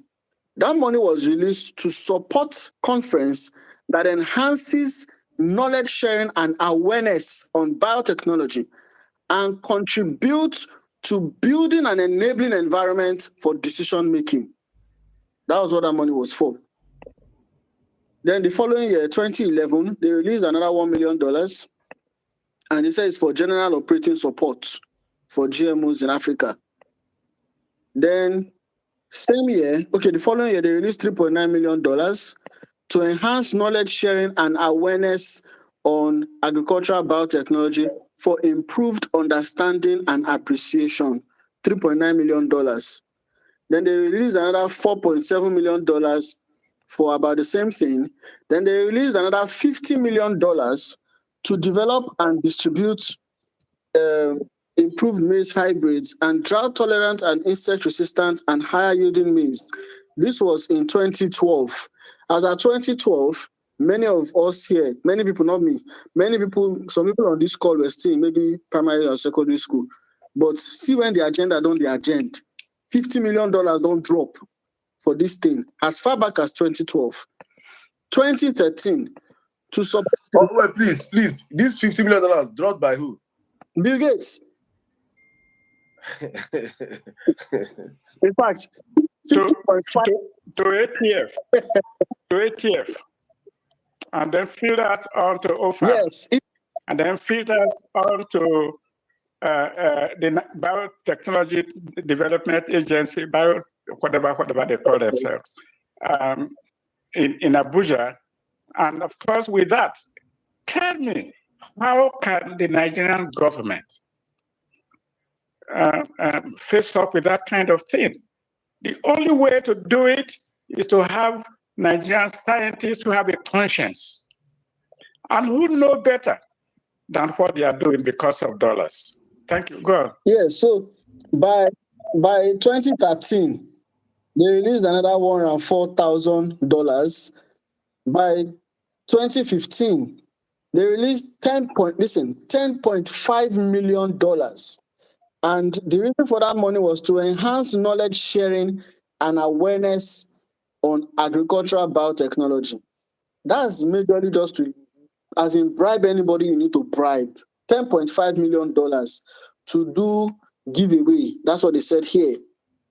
By 2016, $11.2 million for about the same thing. By 2017, about $400,000 to develop strategies or approaches to effectively and sustainably achieve higher mechanization usage by smallholder cassava farmers. Then, like that and like that, $27 million dropped in 2018 to fund the approval and initiation of commercialization of transgenic, drought-tolerant, and insect pest protected maize hybrids in at least 4 African countries, to fund the approval and initiation of commercialization of transgenic GMO maize, that's Stellar maize. This $27 million dropped in 2018. Guess when the request for Stellar maize entered Nigeria? 2018. By later in 2018, another $4.3 million drops to provide funding to support the development of hybrid rice. What came into Nigeria has golden rice, and so on and so forth. Another $4.3 million. 2019, $18.2 million to enhance knowledge sharing and awareness on agricultural biotechnology. Then 2020, $4.8 million to address blah, blah, blah, blah, blah, and so on and so forth. So all the monies together is about $175.602 million that has come into Nigeria, that has come into Africa, trickling down into just 3 African countries that this thing worked for GMO. Million, a billion. No, million, $175 million, $175.6 million. This is for only GMO. Only GMO. We have not talked about the other things, because by the time you add all the other things that the guy is funding in Nigeria, like for instance, just in October, November last year, he released $54 million to only our Ministry of Health. Only our Ministry of Health, $54 million. When you convert that to Naira, you will know why it's important for them to ensure that we have a weak currency so that small will become big in our eyes. So we are fighting a war here with people who, of all the problems in Nigeria, we have insecurity issues in our farms in the north, even in the Middle Belt, and even in the south. It's happening all over. We have insecurity issues. Why are they not interested in helping us solve our insecurity issues if they really care about our food production as it were? Why are they not looking into? You said? You said, no, go on. I wanted to ask a question, but go on. Okay. Why are they not helping us look into stopping post-harvest losses? Post-harvest losses are our biggest cause of food insecurity, because according to reports, 40% of what we produce in Nigeria, we lose them to post-harvest losses as high as 40%. So when you are losing 40% of what you're producing, if you're able to save that 40%, don't you think that we're going to have food for all? So why are these billionaires and these people not coming to help us look into these particular issues? When there was even palliatives for the common man, these palliatives that were given to our politicians and given to our people never got to the common man. But GMO must get to the common man, whether we like it or yes. Who are we deceiving? So these are the conversations that we are on, and I just wanted to read out those figures to buttress what Professor Johnson was saying about how, he submitted and then they were to flip the report later on. And I can tell you that it's the start in the National Assembly, and I can tell you it's happening even at the moment, because after we had the public hearing, if you have not watched the public hearing on GMOs, the one that happened November 19 last year, it's on my handle, it's on CEFSA's handle, it's on the internet. Go and watch it. Try and watch everything. You will be thoroughly entertained. That public hearing was a revelation. In fact, Rose Gidado, all of them, they were there. Everybody supporting GMO in this country was there. But also, all of us were there. Myself, I was there. Professor Johnson was there. Professor Tatfeng was there. Professor Christopher was there. And several others. Were quite a lot. And we all spoke. And by the time we're done, everybody knew that GMO must die in this country. But guess what? Since after that public hearing, when Honorable Mukhtar Shagaya moved the motion in May 16, the committee was supposed to get back to the National Assembly after 4 weeks. 4 weeks turned to November, from May to November. It was November that we now had the public hearing. Between November last year and today, the report of the public hearing, it be like say, he won't die. They are trying to play the waiting game, the delay tactics, so that everybody will forget about it, and then they will now flip the results, and nobody will see. But we say no. We have been monitoring it, because all of us were there. The videos are out there, and that's one of the reasons why we are pushing the videos out. You saw that video of that man, the Kabi Ibrahim, who said, if you eat GMOs and die, it's better than not to eat and die. That video is everywhere. That video was at the public hearing, you know. So we are pushing it out there so that everybody will see. So that by the time they try to bring a report that is different from what actually happened, then there will be a revolution. Because all of us were there, everybody watched it. So if something different comes out, then we know that it's just for them to also ask them, where did they go and do the conference? Because already we have heard that 2 conferences have held already. They flew some of our judges to Kenya to go and attend conference in Kenya. And after the conference in Kenya, of course, information reached us. Then they organized a secret training for a few of our lawmakers who are actually going to make a decision on this thing. They organized secret training for them. And we are aware. And I've also countered it. So we are following them bumper to bumper. And you see, if it's just a few of us following this matter, then it's not going to be effective. But we need everybody to follow this matter, because the more this thing delays. Let me ask you a question. When last did you see earthworm? Earthworm. When last did you see earthworm? Earthworm that when we were growing up, we used to see earthworm everywhere, every corner. We can't find earthworm anywhere today. If you are seeing earthworm, if you can see earthworm very well, if you are seeing earthworm, it's a sign of a good soil, a soil that doesn't have chemicals in it, soil that is not bad. But today, where are earthworms? How many of you, if you're a farmer, you're listening to me, and you have earthworm on your farm, please let me know. Earthworms are rare, scarce. Why? Because these chemicals are killing them. These are the real causes of biodiversity loss. And then they come and tell us, like what they were saying. I listened to the video when they spoke to the Islamic clerics to them yesterday.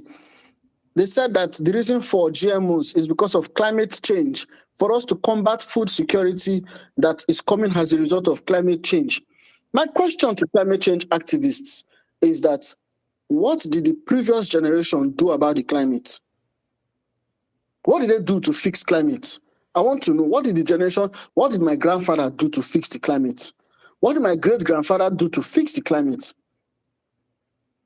The climate changes naturally every 30, 35, 40 years by natural, and everything will adjust. Everything will adjust. These are laws and principles that were set before the world began. Like I said to any of the scientists, when you opened the particular organism and you opened the gene, you saw the genes there, Abi. You saw the genes were carefully arranged. It was God that put it there. Somebody put those things there. The person that put it there also made that creature adapt to the climate where it finds itself. So you are trying to do what nobody sent you to do. Later on, Bill Gates came, he said he wants to block the sun.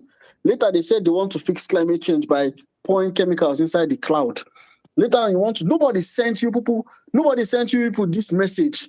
Why are you creating regulations and creating laws, creating all sorts of funny things from what nobody sent you to go and do?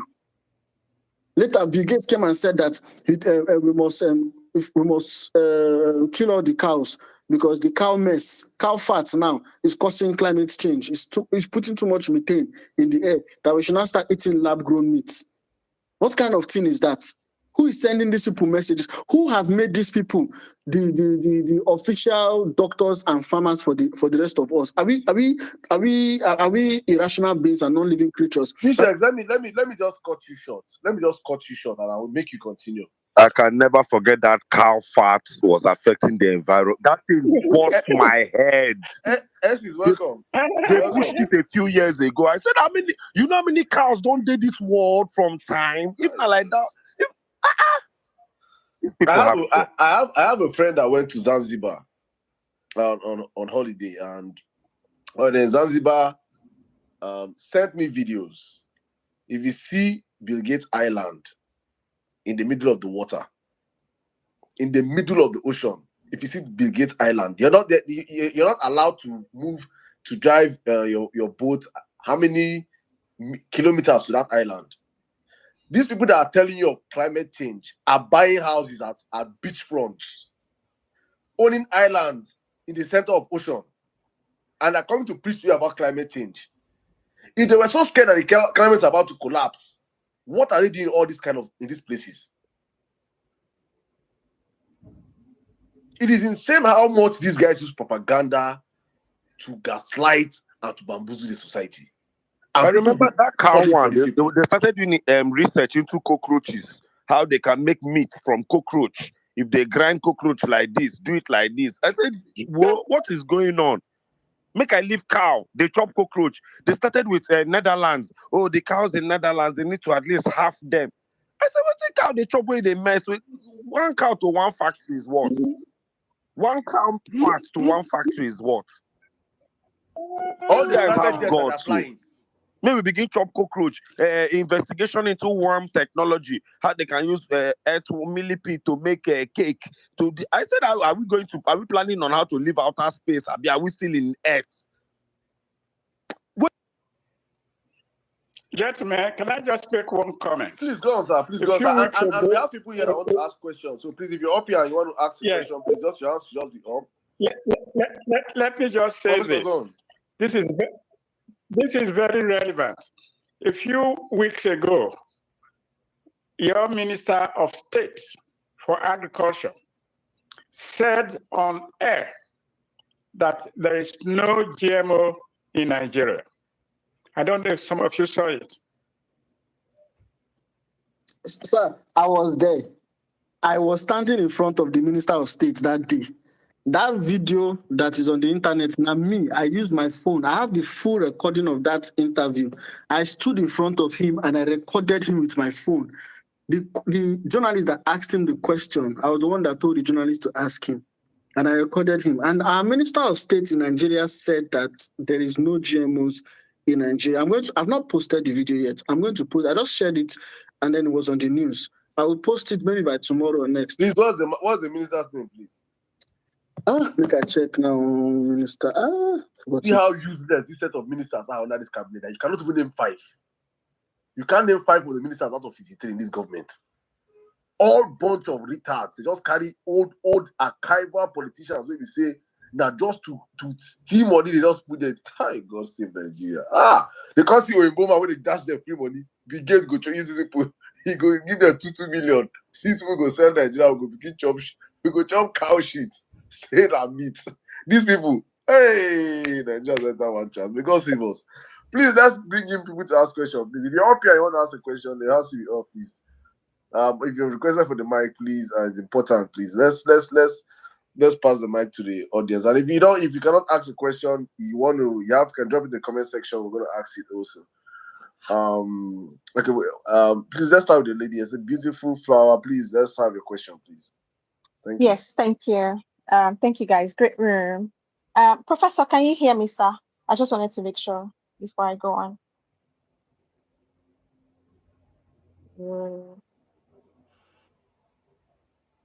Professor Johnson, can you hear her, please? Prof, are you there? Okay, maybe you should just ask the question. We'll keep it. When any of the professors come, we would answer it. Oh, okay. So it's a bit scientific. That's why I needed him to hear me. So I work in the biotech industry, and I know we're sort of coming out my industry. So I was like, oh my God. But I'm on the mammalian and the microbial side. But there's something about P-Shirts, thank you for that introduction. But we've gone far in Nigeria. We signed the telomeres in 2019.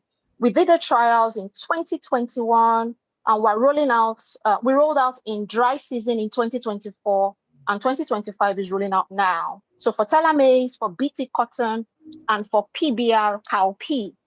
Now, BT cotton, so we have cotton and then we have BT cotton. And I know Professor will understand what BT is. It's just a Bacillus thuringiensis bacterium. So what we do is you inject that bacterium in your seed. And then what it means is it protects the outside layer. And so the plants that feed or spoil your seeds, it will be resistant. That's what that means. Now, and thank you for the caution, Professor. I followed your work since it's, I know I'm in the diaspora, but I pay attention to the biotechnological field in Nigeria. So thank you for that, for raising that attention. But I just wanted us to know how far we've gone. The National Biosafety Management Act of 2015 was amended in 2019, gave the okay for the trial. So it's been a bit far. The problem with GMO, even though we want to thank science for keeping us alive and doing all these things for us, is the dependency on the seed. These seeds are patent. That means that every time, for every season, you have to go back to Monsanto or Bayer. Those are the two huge giant companies that have access to this seed. So that means that then they'll be able to just imagine a country being dependent on a corporation. That's not a good thing. So that's my argument against that. But I wanted him to speak to that BT cotton. And that's why I came up. So maybe I'll just wait for him. I can go down and come back if you have a lot of people you want to bring. But I really want to ask him. What's your question on the BT cotton? So for the rollout, right? Mm-hmm. Can you hear me? Yes. Okay. If he's aware of the rollout where we are in Nigeria for the dry season for 2024, rainy season for 2025 for the telomeres. Now, for the BPR cowpea and BT cotton, and how far we've gone. Okay, but that's PBR BT cotton was rolled out in 2016. That was actually the first one that was rolled out. It's basically we call it the pink ball worm, and it's also a BT. It's Bacillus thuringiensis.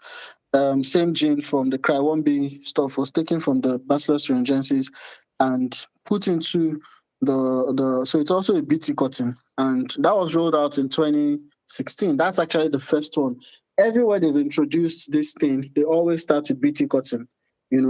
First of all, because it won't generate as much conversation because people don't eat cotton directly, except when processed as cotton seed and all that. So, but many countries stopped at cotton.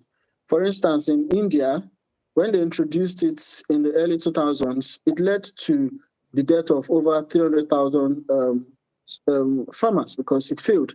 And excuse me. And Monsanto themselves admitted that they failed in India. There are reports for that.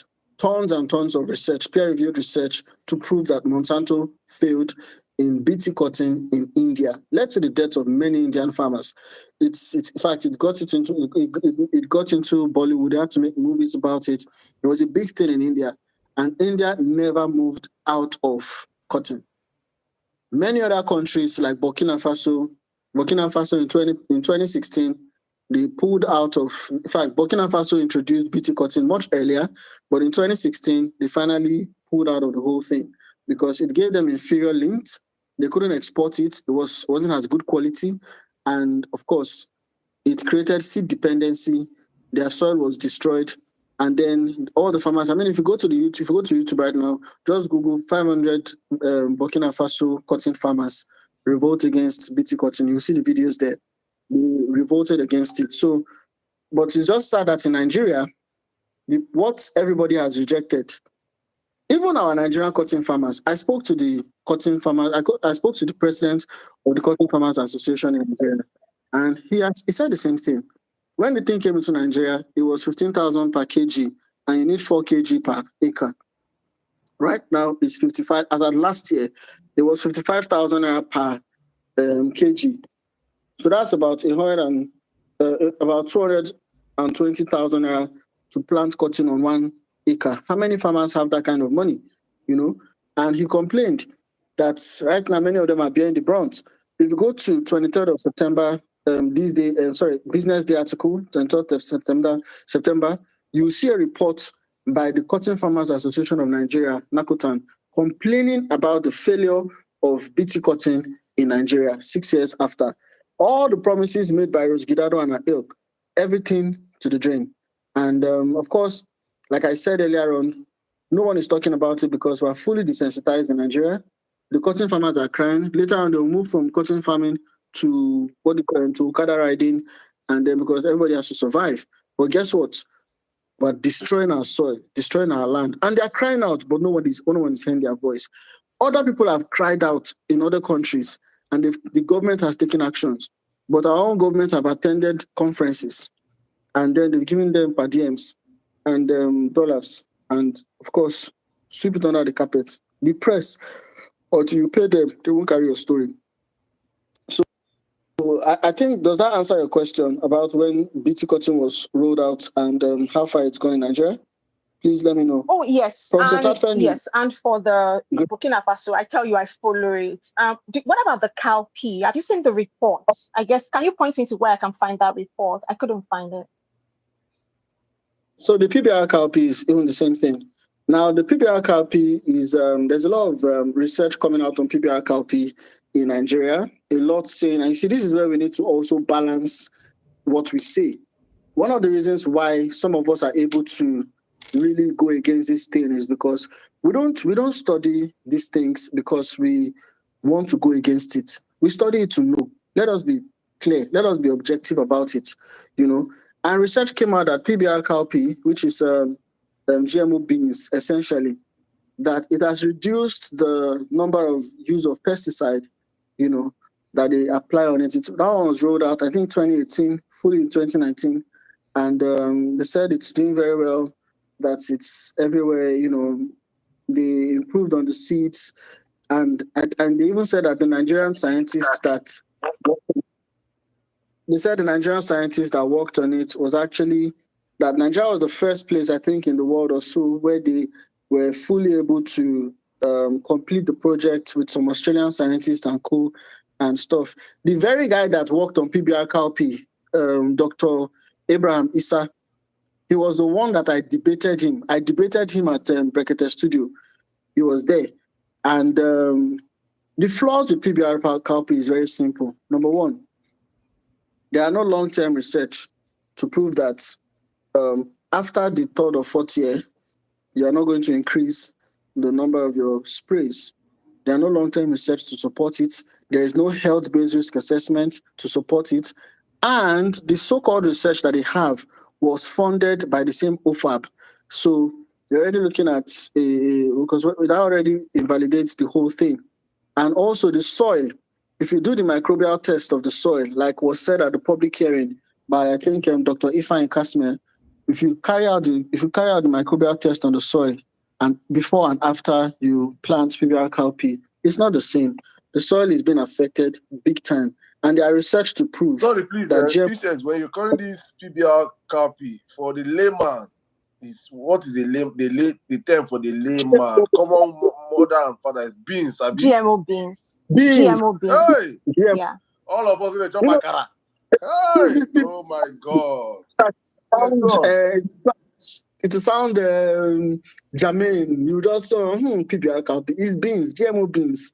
To say it as it is. Moi, but akara. Hey, yeah. God have mercy. God damn it. No wonder the kind of space of Nigerians they mess inside public transport. You could wonder what in these people they chop. Which kind of beans species are these people eating? Ha! No. Please go on, Pishek. Yeah, so Professor Tafeng, are you there? Allow me to just buttress some of the points you've raised here. Please go ahead, sir. Yes, sir. Really, I didn't want to really go into the science of it because I actually don't know much of the people on this platform. I was a little bit superficial for me to communicate easily. Yes, my sister spoke about the BT cotton. My sister is much more worse than what you think. From the Burkinabe farmers, they went through hell. I'm telling you. Burkinabe farmers, I visited Burkina Faso. I met a lot of them complaining about it. The worst again was, aside producing very short cotton fibers, the cotton sticks after harvest could not be degraded. In our traditional system of farming, when you harvest, you can toil the ground on the leaves of the plant to form manure, even for the plant you grow. It would not even degrade. The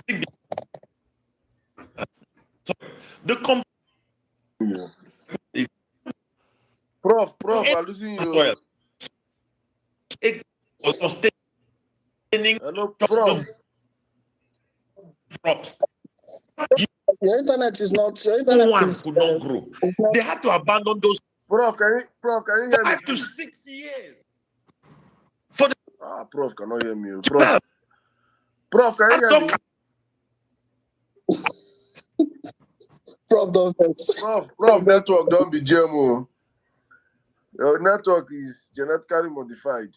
Prof. Oh, network modified. Aye. Wow, Prof. This information is passing here is very important. You have to start again, sir. Please, from beginning. Are you? Sir, it's breaking. We can hear you, but it's breaking. I'm breaking. Oh, I don't know. Sir, will you change location a little?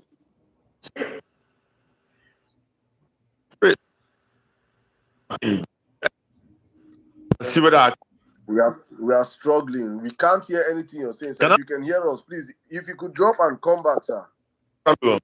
Or change your location of where you are.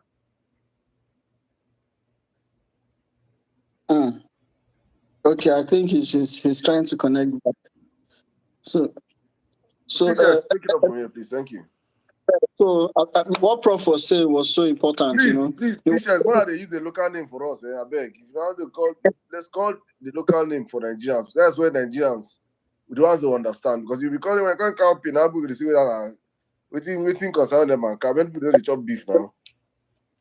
So what Prof was saying just now was that Prof is back.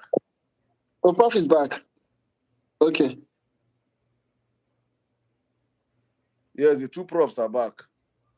Aha. But Professor Christagonos did not come back. Professor Christberg, he will come. Professor Christberg is now a vice chancellor. Oh, yeah, that's true. Yes, and I really want him to speak. He's the one that has bombed them very well on TV recently. His interview on Channels TV is like nuclear weapon inside their camp. So we'll get him back. I'm speaking to him on the phone. I'm trying to get him. We'll come back. Professor Tafeng, please, we lost you for everything you were saying about the degradation of the soil. Yes, please. So you could take it from there, sir.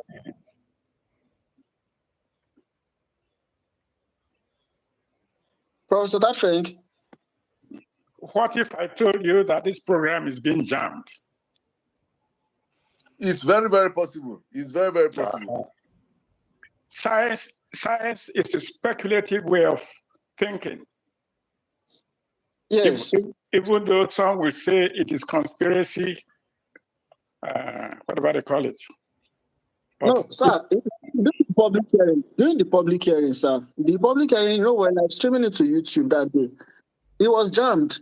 At a point, all the networks started going bad, and then the media guys came to meet us that there are people in the hall that are using jammers to jam the signal.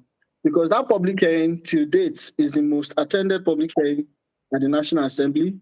There was a huge crowd standing. The whole place was full. There were more than almost 40 to 50 lawmakers present, seated on the stage. And in the crowd, there were people that were jamming the signals.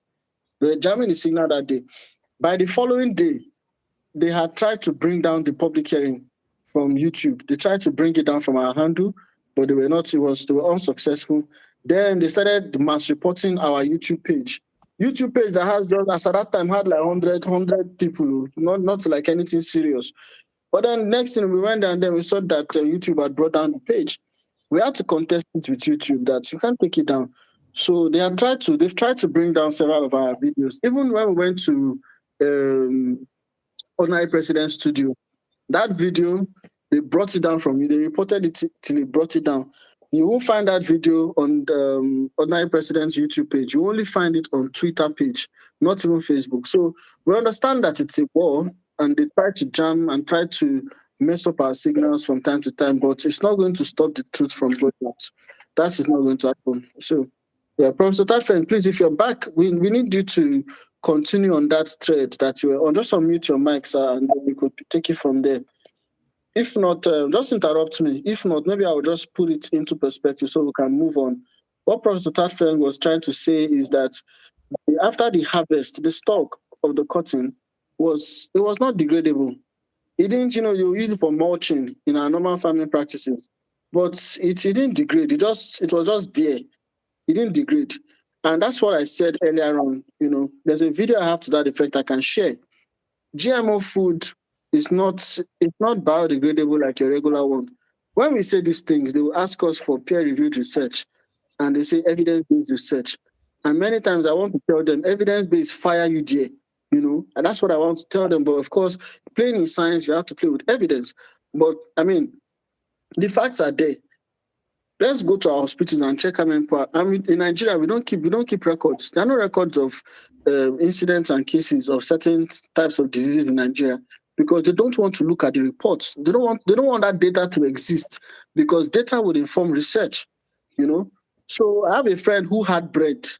He bought bread, and the wheat. He was suspecting that the wheat used for that bread was, GMO, and that bread was fresh for almost 22 weeks.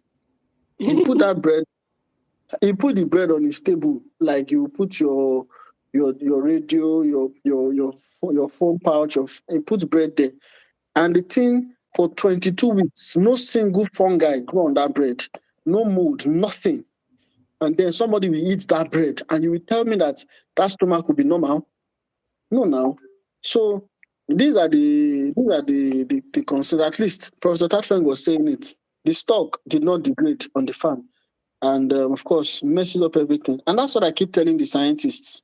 No matter where you studied, no matter what you studied. In fact, Bill Gates sponsored the science of biotechnology at Michigan University. And then that same Michigan University is where most of these our biotechnology people, they will now sponsor them to go there and study. So you're going to study Michigan State University, Michigan State University. Yes. He sponsors the science there. Then he sponsors the regulations somewhere else in Colombia also. So by the time you go somewhere, the biotechnologists go and study somewhere, then the regulators go and study somewhere else. Two of you come and meet in your country with curated science that has been skewed. So that's why some of our scientists, they can die there. They because it's hard that they want to start asking some of us, what's your qualification to talk about this? Qualification kill you there. That's why I always tell them, everyone that eats food has a right to question what he eats. Everybody that eats has a right. If you don't want us to talk about it, then this your so-called science that you have, expert science, then it should be to only feed you expert scientists. If you are going to use this expert science and feed the population, then you have to be answerable to us. And any question we ask you, answer us.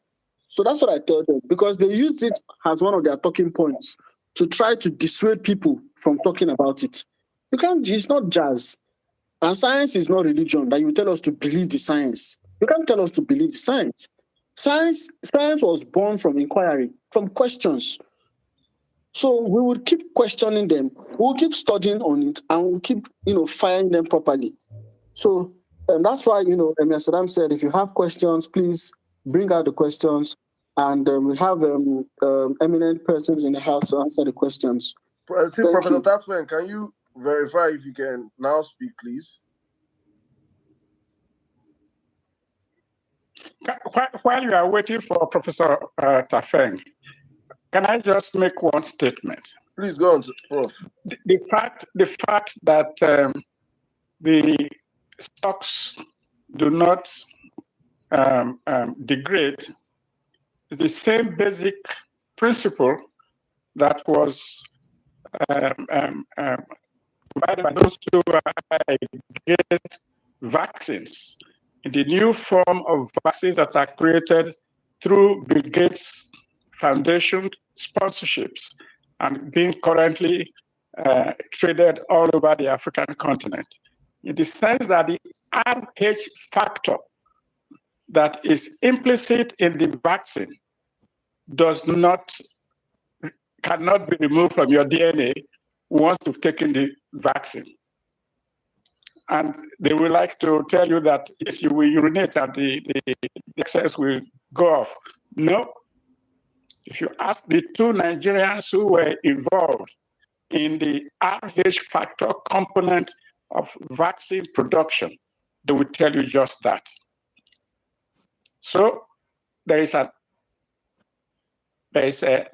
a component in the vaccines that are being promoted in your country today that creates a different kind of DNA with an RH factor attached to one of your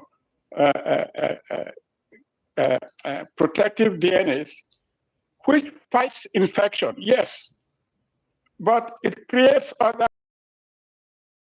fights infections that it can detect. And so the infection detect will kill you. This, all of these science technologies, they all have consequences. If you take a particular drug, a new drug, against a particular disease today, you will find at least 5 or 6 side effects. Why? Because your DNA has been reconditioned to fight only that disease for which the NRH factor was created. So it's exactly the same thing in crops. If you cannot degrade it, then what's the use? These things, people have to be careful. People have to be careful. There is a science that today can create a whole human being from a cell. Is some people in Europe suggest conspiracy theory that human beings, that humanoids working somewhere on this continent, on this world, that are not born. Things going on because science is overshot its relevance. And so we have to be very, very careful what we accept and what we question.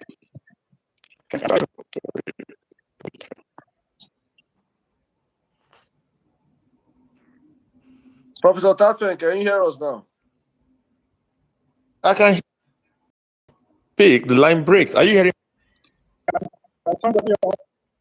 Somebody on me? We can hear you, Professor Tatfen. Yes, go on, sir. Go on. Trying the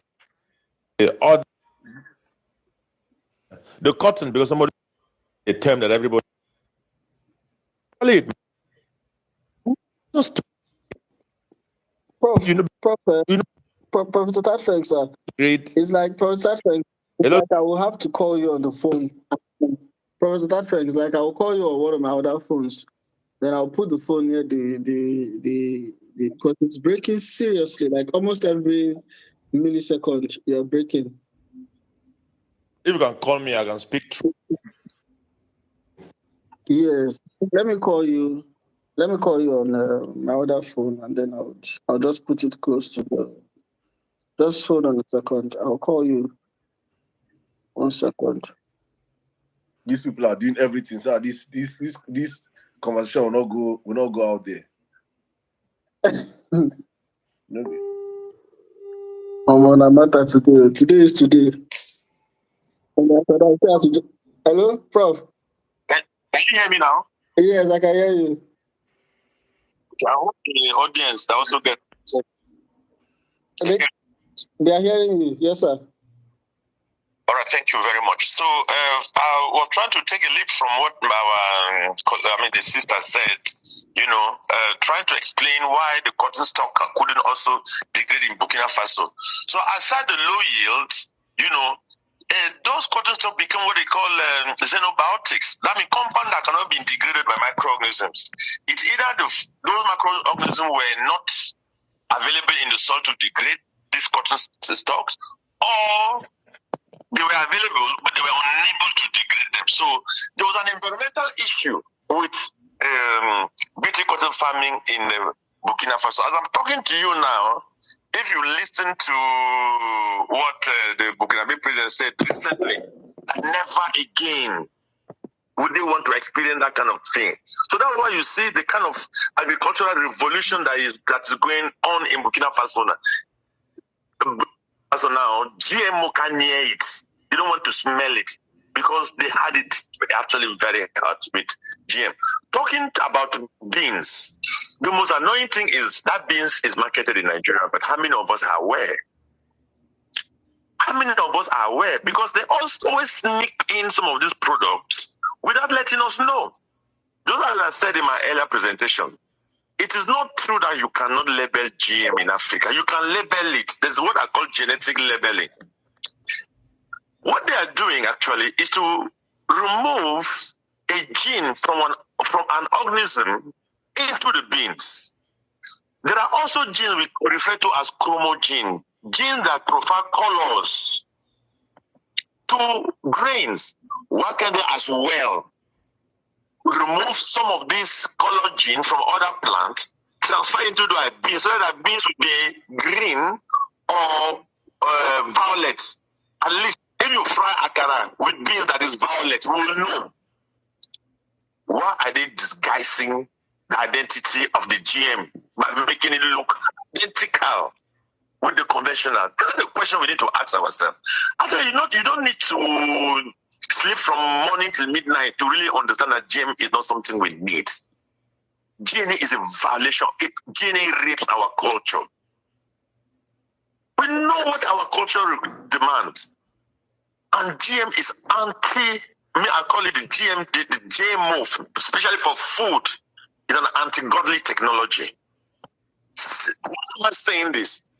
Have you ever asked ourselves that Bacillus thuringiensis we are talking about is also found in the soil? If you grow beans on a soil containing that Bacillus thuringiensis, the gene of that Bacillus thuringiensis cannot naturally be transferred to the beans. But it's through science that man is trying to do it, because God, I said earlier, created nature with a level of orderliness. What we call intraspecies transfer of genes doesn't happen naturally. There have been orderliness in nature. It's only organisms that are of species that can exchange their genetic materials. But we are using science now to take genetic materials from unrelated organisms and crossing them. But there is a price to pay. There is a price to pay.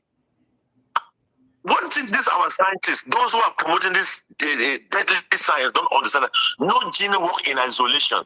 That's why when they test a gene by transferring it into another plant, it will interact with other genes in that plant, and some properties that you do not expect may come out of it. So most time, they like very short studies. Short-term studies. Within 3 months, they've done abracadabra and report has come out. Let them allow that gene to interact with the other gene in that new system where it introduced over a period of 5 years. Let's see whether new gene will not come out. The new gene that we do not expect will be generated. Because no gene works in isolation. There are a lot of things. The painful aspect of it is, what have they given to this, I don't know, I call them the children of the imperialists, who carrying a black skin. We should interrogate science. Just as my brother said, this is not religion. Science is not religion. It speaks with fact. And the facts are available to tell us that these products are not needed by Africans. We talk about insecurity. That's the major problem. We've been talking about infections. Why are they not investing in those infection plaguing African continent? Why must it be our food chain? Because once you seize a man's stomach, you've taken everything from him. Yes, this is another form of colonization, that's how I put it. They've colonized our mind in the past. But now they're trying to recolonize us through our food chain. We are not saying they shouldn't produce a GMO. But they should to say we want it or we don't want it. They produce it, let them take it to their country and consume it. God has blessed this continent for Christ's sake. God has blessed us. They keep telling us that the suicide technology has been removed from it. It's not true. I don't believe in that. So look at the kind of deadly patenting they're coming up with. Are we aware? Look at what is happening in Zimbabwe. The Zimbabwe farmers a couple of months back were shouting. Because after ensuring that they destroy all their conventional seed, the price of seed now went up. Semi-insetting in that country. And that's the same system they're trying to put us through. They come with all manner of philanthropic actions. Oh, we are giving you this seed free. We'll be giving you free. Yes, just like what they did with the Burkina cotton. Second year, it was free. The third year, they put it at 250,000 francs. The fourth year started going up until they got to almost 2,500 CFA. That's the same game everywhere. They say a wise man learn from other people's mistakes. Why is it that in Nigeria, where we call ourselves the giants? I keep telling people that anywhere GMO goes, genetic modified organism pass, genetic modified corruption follows. Thank you.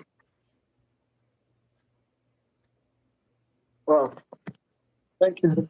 Thank you very much, Professor Tatfeng, for that. And, I will just add a very little to it, There's, I think we've said so much about GMOs tonight. And one of the very interesting things that I just want to point out here is the transfer of genes. God didn't make it that genes will be all over the place. Biocorruption is a terminal sin. I mean, if you look at where it had ever happened, Genesis 6, when angels came and mated with humans. I mean, believe it or not, whether you like it or not, there's a report of something like that. And see what happened. Now you have them taking genes. At the 7th Biosafety Conference in Abuja, I attended it. One of these GMO professors, he said, this was the examples he used. He said, if they want a human being to have horn, it's for them to go to an animal that has horn, take out the gene that gives horn and plant it on a human's head and put it in a human being. So these are science, forbidden science. It's not every science that is good. It's not every science that we should practice. So these are forbidden science and they are poorly regulated. It's not that woman that we saw that is going to regulate GMOs in Nigeria, Dr. Yemisi Asbaya. I went to their office. That office is like any other local government office, as ineffective and as dysfunctional as they are. That is how that office is. I went there myself. I've interacted with their staff. It's just another government office that is looking for how to, make money from here and there. Nothing about biosecurity, nothing about biosafety, So Nigeria is in trouble if our young people and if our population does not get it right. And we don't have, this is the time we have. Thank God that it's gone as far as it is gone. Thank God that the awareness is where it has reached. We cannot afford for us to lose this particular war at this time. I just thought to add these thoughts. If there are other questions you want to ask, just yeah, please, that's exactly what I want to do. So please, guys, if you want to ask questions, please, I'm going to start with those that are up here. If you're up here, please, your hands should be up. We'll be bringing everybody up that is requesting the mic. But me, I want to first of all ask my question, right? For so long we have been having these farmers headers clashes, and that is with me. I'm going. I don't know whether you guys it covers people's scope, but I don't want to sound like a conspiracy theorist. But if we are currently having an organization or some people trying to change the kinds of seed that we have, do you guys see any correlation with the incessant unaliving of our farmers by these headers? Do you guys feel like, because I'm thinking that maybe most of these headers are actually being not the headers now, the killer ones. These killer ones have been out there, that are actually being funded to go and wipe out these people, because it is no coincidence that it's just majorly states that are actually feeding Nigeria that we're having all these incessant unalivings from. Do you guys see any correlation? Are you guys looking at it from that angle also, or you guys just think it is just headers farmers clashes, please? Okay, so first, I did a research. We did a report which I need to update. All the publicly reported cases of insecurity in Nigeria from 2014 to 2024. We did that research, and in fact, we did not just in the research. We did the territorial occupation of those places that have been affected by insecurity, even up to the crops that they farm in those places, and 98% of the locations are actually farming regions. Major farming, major farming. So even though science will say correlation doesn't mean causation, in other words, fact it correlates doesn't mean it's cost is the cause of it until it's proven. But the correlation in itself is strongly suggestive, very strongly suggestive, that especially when you look at the kind of sophisticated weapons that these guys are carrying, you look at it. There was a particular report in a certain village in Kajuru. In fact, my house help in the house here, who is like a family member to us now, is from this village. And there was a particular report of bike men, about over 100 bike guys. There are about three person on each bike, over 100 bikes, storms this village and starts shooting sporadically, shooting everywhere. And then the villagers, who are predominantly farmers, went in, brought their farming tools, and started trying to defend themselves. And in the process of trying to defend themselves with the local weapons that they could use, their farming tools, a white helicopter, this report is in many major dailies, including Tribune, this day, many of them. This happened in 2022. A white helicopter comes from nowhere and then starts shooting at the farmers. In other words, defending the bike guys that came in, and then starts shooting at the farmers. Do you know what it is to have a helicopter? I don't know when terrorists started using helicopters, and a white helicopter. Which NGO uses white, please? In this country. UN comes to mind, though, but let me not talk too much. Exactly. So, but what I'm trying to say is that where did they get these things from? How are these things possible? So, the correlation is too strong. especially when you also find what Dr. Njemanze, his report about a certain technology. And last week I was with Dr. Ambassador Dr. Arikana Chihumburi, and we're having a conversation, and she talked about it. She just said in Kenya that the farmers, especially the seed farmers, that they were given devices that they can use to make payments for their, that farmers can use to buy seeds in rural settlements to solve the issues of payments when they're trying to buy seeds. And those devices were later used to track the location of the seed farmers and then unalived them. She was telling me about what happened in Kenya, that it's so terrible. And I said, but it happened in Nigeria too. Dr. Njemanze talked about it, that it happened in Nigeria, and he has proofs for it. And she was like, oh, it happened in Nigeria also?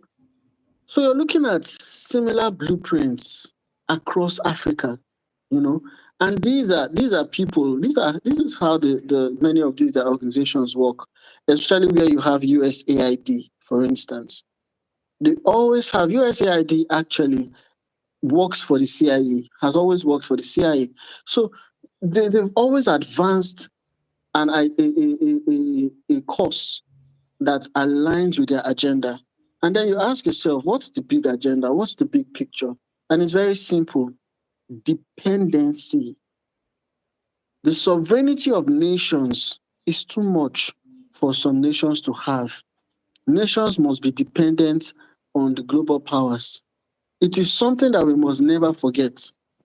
Right from the League of Nations, in the League of Nations, the Council of Foreign Relations, and the Royal Institute of International Affairs, they have always advocated for global governance, and the enemy of global governance is your national sovereignty. This is what led to World War I and World War II. And after World War II, the operations of warfare changed. They don't have to stop everything and fight war. No, we are now desensitized that Ukraine and Russia is fighting, but we're still playing World Cup and football, and everything is going on. So right now there are wars. Wars are happening everywhere. The strategy of the build up towards the next biggest war is you're going to have a lot of strategic battles. You have food wars, economic wars, trade wars, which Trump is fighting almost every other day. So in Africa, the war is for us to be dependent on the West and on the global North. And if we're going to be dependent on them, it has to be through their agents, like the Bayers, the Monsantos, especially for food. And once you can lose your food sovereignty, you have lost the war. And that's it. First of all, we've lost the economic war because the economic war started from the period of Shagari into Babangida, the SAP area. And now our currency is so bad that we are so cheap right now to them. We lost the economic war. Thank God for Dangote refinery that has even helped us with fuel. If not, they would have used that as a sore point against us. But then again, we are losing the food war at the moment with the food sovereignty that is being eroded with these transgenic crops that's all over the place. And once you lose the food war, you have lost every other war because the food war controls everything. Once you starve them, that's it. It's over. They will do anything to have food. At the moment in Nigeria, I can tell you for free that our natural organic maize is currently endangered, grossly endangered. Our natural tomatoes is endangered. Me, I can tell you for free that this, at least for the past 3 weeks, I've been trying to get organic maize. I've tried. It's as if it's like you want to buy drugs now. You have to look for, there's a guy, you have to look for one guy somewhere, and the guy is dealing with me like he's dealing with drugs. I'm telling you how it is right now to find natural organic maize, except there's anybody that has a plug. If you are here listening to me and you have a plug, please inbox me. We are looking for plug. It's just like our ginger. See what has happened to Nigerian ginger. Look at what we are buying in the markets now that they are calling ginger. Big and bogus. And it's actually not real ginger. It's not real ginger. So if you lose your food, you have lost your culture. You've lost your heritage. And this is where GMO comes in. This is where pesticide, the ubiquitous use of pesticide, this is where it comes in. You will lose everything.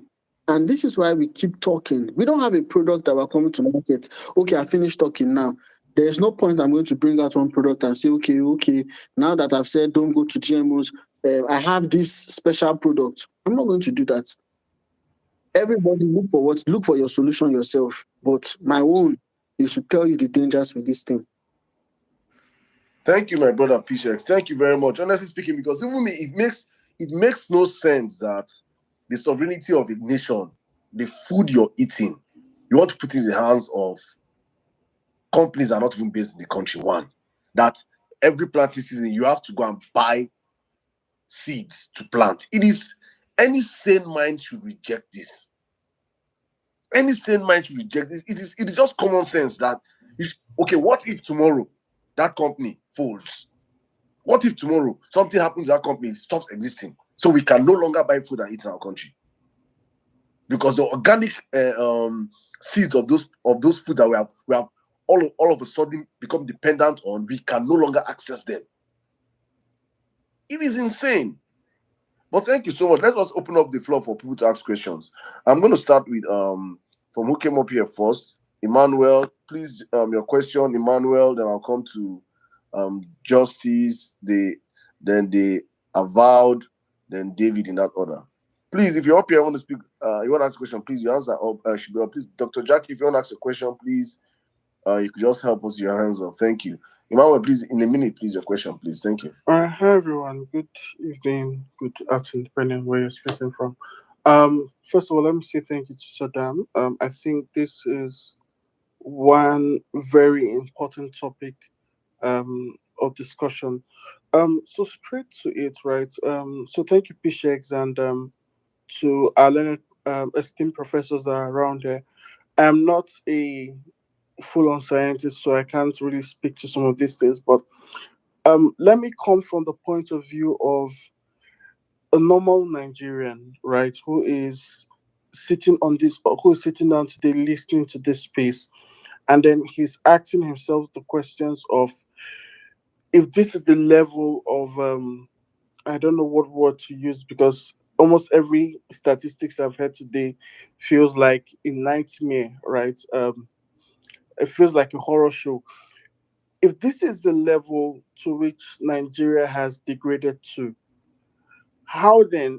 And this already shows that it's not the kind of war that can be fought by one individual. It's not something that I wish I had the kind of money and backing that Bill Gates is giving to some of these companies to maybe see if I could combat it, right? But how can we right now in the interim, while we hope and pray that some way somehow this government decides to wake up to their responsibilities and do the things that they ought to do as every normal sensible government, how, in what little way can Nigerians find a way to I don't know what the word is now, to sort of protect our farmers from this? Because for now, to an extent, the main weapon we might have is our voices on the internet, kicking as much as possible against these particular policies, right?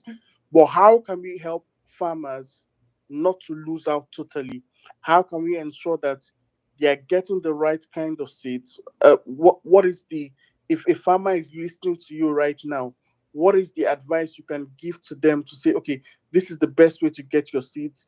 This is how you can identify the GMO so that it doesn't affect you. Like, what's the easiest way? Because I think about everything I've heard today, and I'm scared, because I'm scared for my own life. I'm scared for the lives of other people, right? It's just a scary shit show. How, what in what way, how really can we fight this in whatever simple way possible? All right, thank you. Very quickly, because of time, I'll just give you in very quick forms. Number one, a farmer, when I mean a farmer, like a professional farmer, most likely inherited the trade from his parents. I was in Southern Kaduna recently, and I spoke to one farmer. In fact, they brought the guy to me. They said he's the best tomato farmer in the whole of Southern Kaduna. And when I asked him about the seeds he uses, he said he uses the government, they call it government seeds they get from the government and from the market. And then I asked him, I said, is he not concerned that he needs to buy the seeds every planting season? He said, yes. I'm talking about tomatoes now. And let's not even just think that it's only GMOs that have this issue of patents and the issue of buying every planting season. Even hybrid seeds have the same issue. Some of them, in fact, most hybrid seeds, but GMOs are worse. GMOs are 25% worse than hybrid seeds in this. So the guy says, well, he says he has seeds from his grandmother and he has kept it. And that when the time comes, he will go back to it. So and that's my message to all our farmers. And this is why Mexico banned it, because they were losing their natural heirloom. So my message to our farmers is for them to, first of all, don't be greedy. If the gestation period for your crop, I'm using gestation so that you understand it. If it is 6 months and somebody comes to promise you to be ready in 1 month, wait for that 6 months. Because this is how Ponzi catches Nigerians. Somebody comes and gives you wild promises. You will go for it. And then when the thing capsizes, you will now finally go back to your legit business that pays you after 30 days. So the farmers should not give into the greed of bounty harvests and like they are being used. That's the greed. It's the greed that catches the farmers. The farmers shouldn't give into the greed of, we'll give you this chemical and then you don't need to read anymore. The farmers should use the methods they got from their parents. They should prioritize health. Because even the farmers are not immune. Many of them are dying. Gone are the days where we will say that our people in the village are living healthier and stronger. Now they are dying. They are having kidney issues and they're having all sorts of organ failure and they don't have the medical care to take care of themselves in the forest. I wish Professor Christopher could come back. He would have told you about his I think his nephew who works in a farm and was spraying chemicals on the farm for years. Finally, the boy is dead. He's less than 30 years, It's the same chemicals that killed him. So the farmers shouldn't give in to the greed. It's not good for them and it's not even good for the people that they are farming for.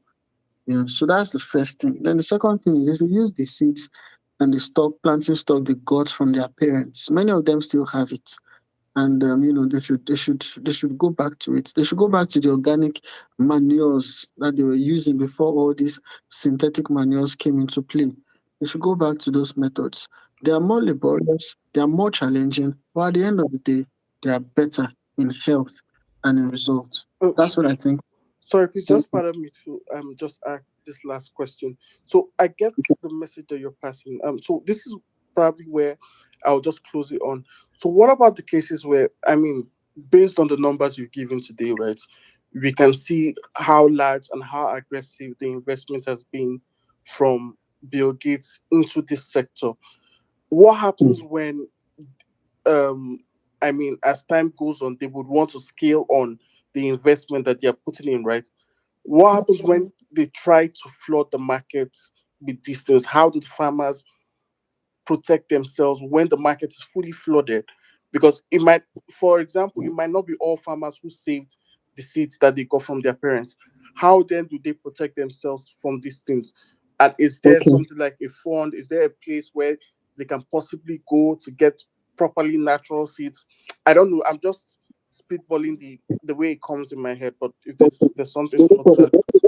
There are two ways to that. And is Jackie still here? Jackie is also a subject matter expert. Okay, she comes back. All right. First, that is where let me explain how these things are fought. So now you start with science. When science comes into a society, science informs the policy. Because when the scientists would take their findings to the policymakers, then when the policies are implemented, the policies are distilled to the public-private sector, then implemented from the public-private sector, then it goes to the implementers, like the retailers, then from the retailers to the consumers. That's actually how this thing goes. So now we are looking at a place where pseudoscience or forbidden science has entered and has informed our policy. Now we have policies that have enabled Nigeria that we are taking national actions to support GMOs as we currently have. Now it has distilled to the public-private sector, where you have seed companies that are already enabled by policy to sell seeds to retailers and then retailers to farmers. So you're looking at the whole value chain already enabled to destroy our farming systems. So if you're going to fix that, you're going to have to begin the arduous work of changing the policies. And that's where we're at. That's why we're focusing on that at the moment, pushing the policymakers to do what is right, advocating. And one of the biggest ways to drive policy change is from citizens' pushback. Because you cannot have, like currently, if you use Grok to synthesize what's the percentage resistance to GMOs currently on X, it will tell you 87% of Nigerians are against GMOs. That's what the internet is telling us at the moment. That means the larger population are already advocating for a policy change. That means we need to push it to the policymakers. And the best way you can advocate for this policy change is to sustain the momentum, keep the hashtags going, keep the retweets going, follow those of us who are pushing it, keep everywhere you see a post, retweet it, never get tired of it. Keep it going, keep pushing with this. Let me tell you, it may look like maybe I'm a subject matter expert. See, January 2024, as at December 2023, I was just like anybody else. It was January 2024 when I saw the commercialization of telomeres that I dedicated my whole 2024 and 2025 to studying about it, finding who the policymakers are, going after them wherever they are. I do more offline than online. You see me posting, tweeting everywhere. That is just like 10% of what I do. So I dedicated my life and time to ensure that this thing is fought. But I was just like anybody else. As 2 years ago, I have businesses, I have things I do, but I left it to come and focus on this because at this time, I took it as a personal responsibility to kick this thing out of the country. And as at 2 years, as at January, then I didn't even know many of these people that I know now. I didn't know Professor Johnson. I didn't know Professor Tadfeng. I didn't know many of them. And in the course of finding solutions, so if the passion is strong on you, you will find solutions. Thank you. Thank you, my brother. Let me just start. Can I just make a brief Come statement? in, please. Thank you very much. GMO, let me be specific. GMOs has come into Nigeria through an organized program on how to capture our food system. Let me repeat that. GMOs have come into Nigeria through an organized effort to capture the Nigeria's food system. Therefore, in my mind, just to follow up on what Dr. Adebayo just said, it is only through organized program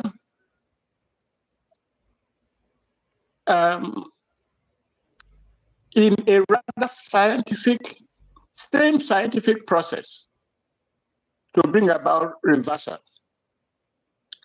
And I say this because a very high proportion of your food items in Nigeria today have been polluted. So to clean out all of that is a major problem.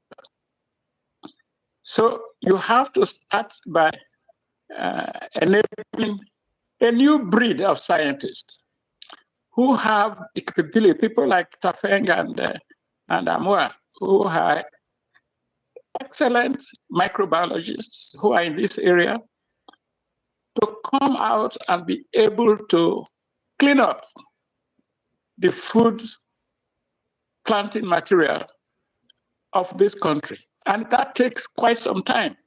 It's like cleaning up the polluted areas of the Niger Delta by petroleum.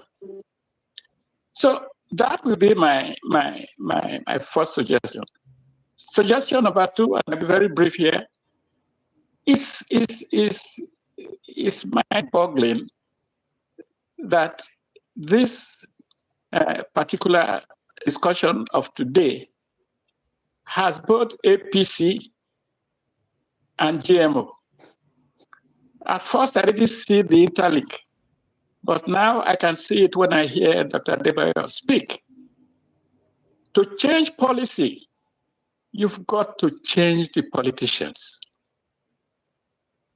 If in the next election, those who are seeking your votes, you tell them, will you reverse GMOs? They will tell you yes. I know that they will not do it. There's the president who told us if you do not have light by 2027, don't vote me in. We are not going to get light, but we may not be able to vote him out. But that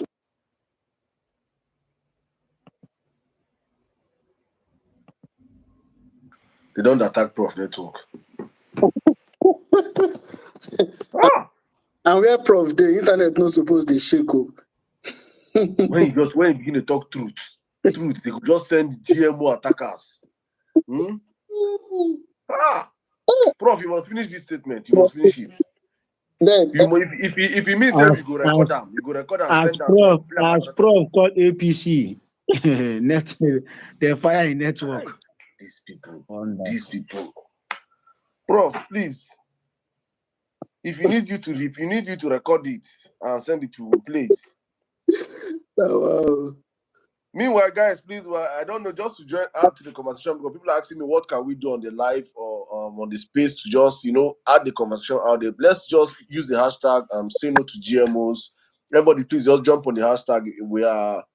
We're in our thousands across multiple platforms here right now. So please, guys, everybody, just jump on the hashtag say no to GMOs. Just make a tweet about it. I have said it that Nigerians, especially Nigerians in social media, we are always looking for a new topic. We are looking for new war, new problems. We don't know how to be consistent in driving narratives, in sending messaging. So this GMO, nobody will talk last week. And I mean, we'll move on to something else this week. Meanwhile, the problem persists. It has not changed. The status quo still remains the same, still valid. So please, for me, it's important we stay on messaging to contribute and help these men that are actually putting their lives on the line to bring sanity to our food industry, to what we consume. So please, guys, that's the only way we can contribute. Probably tomorrow morning, if Arise TV wakes up, they'll see say no to GMOs is trending and it becomes a topic again on mainstream media. So please, everybody, just make use of the hashtag say no to GMOs. That's our own way of contributing to the conversation. Thank you so much. Prof, can you hear me now, please?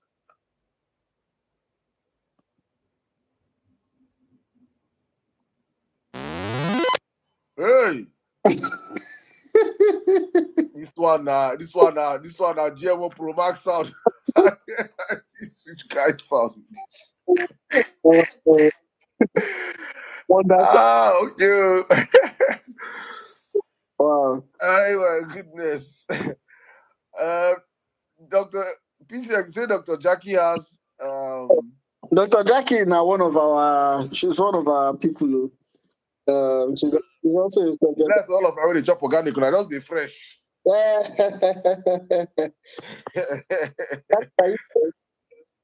Dr. Jackie, welcome to the show, man. Welcome, man. Just give us, thank you, sir. Give us a word or two.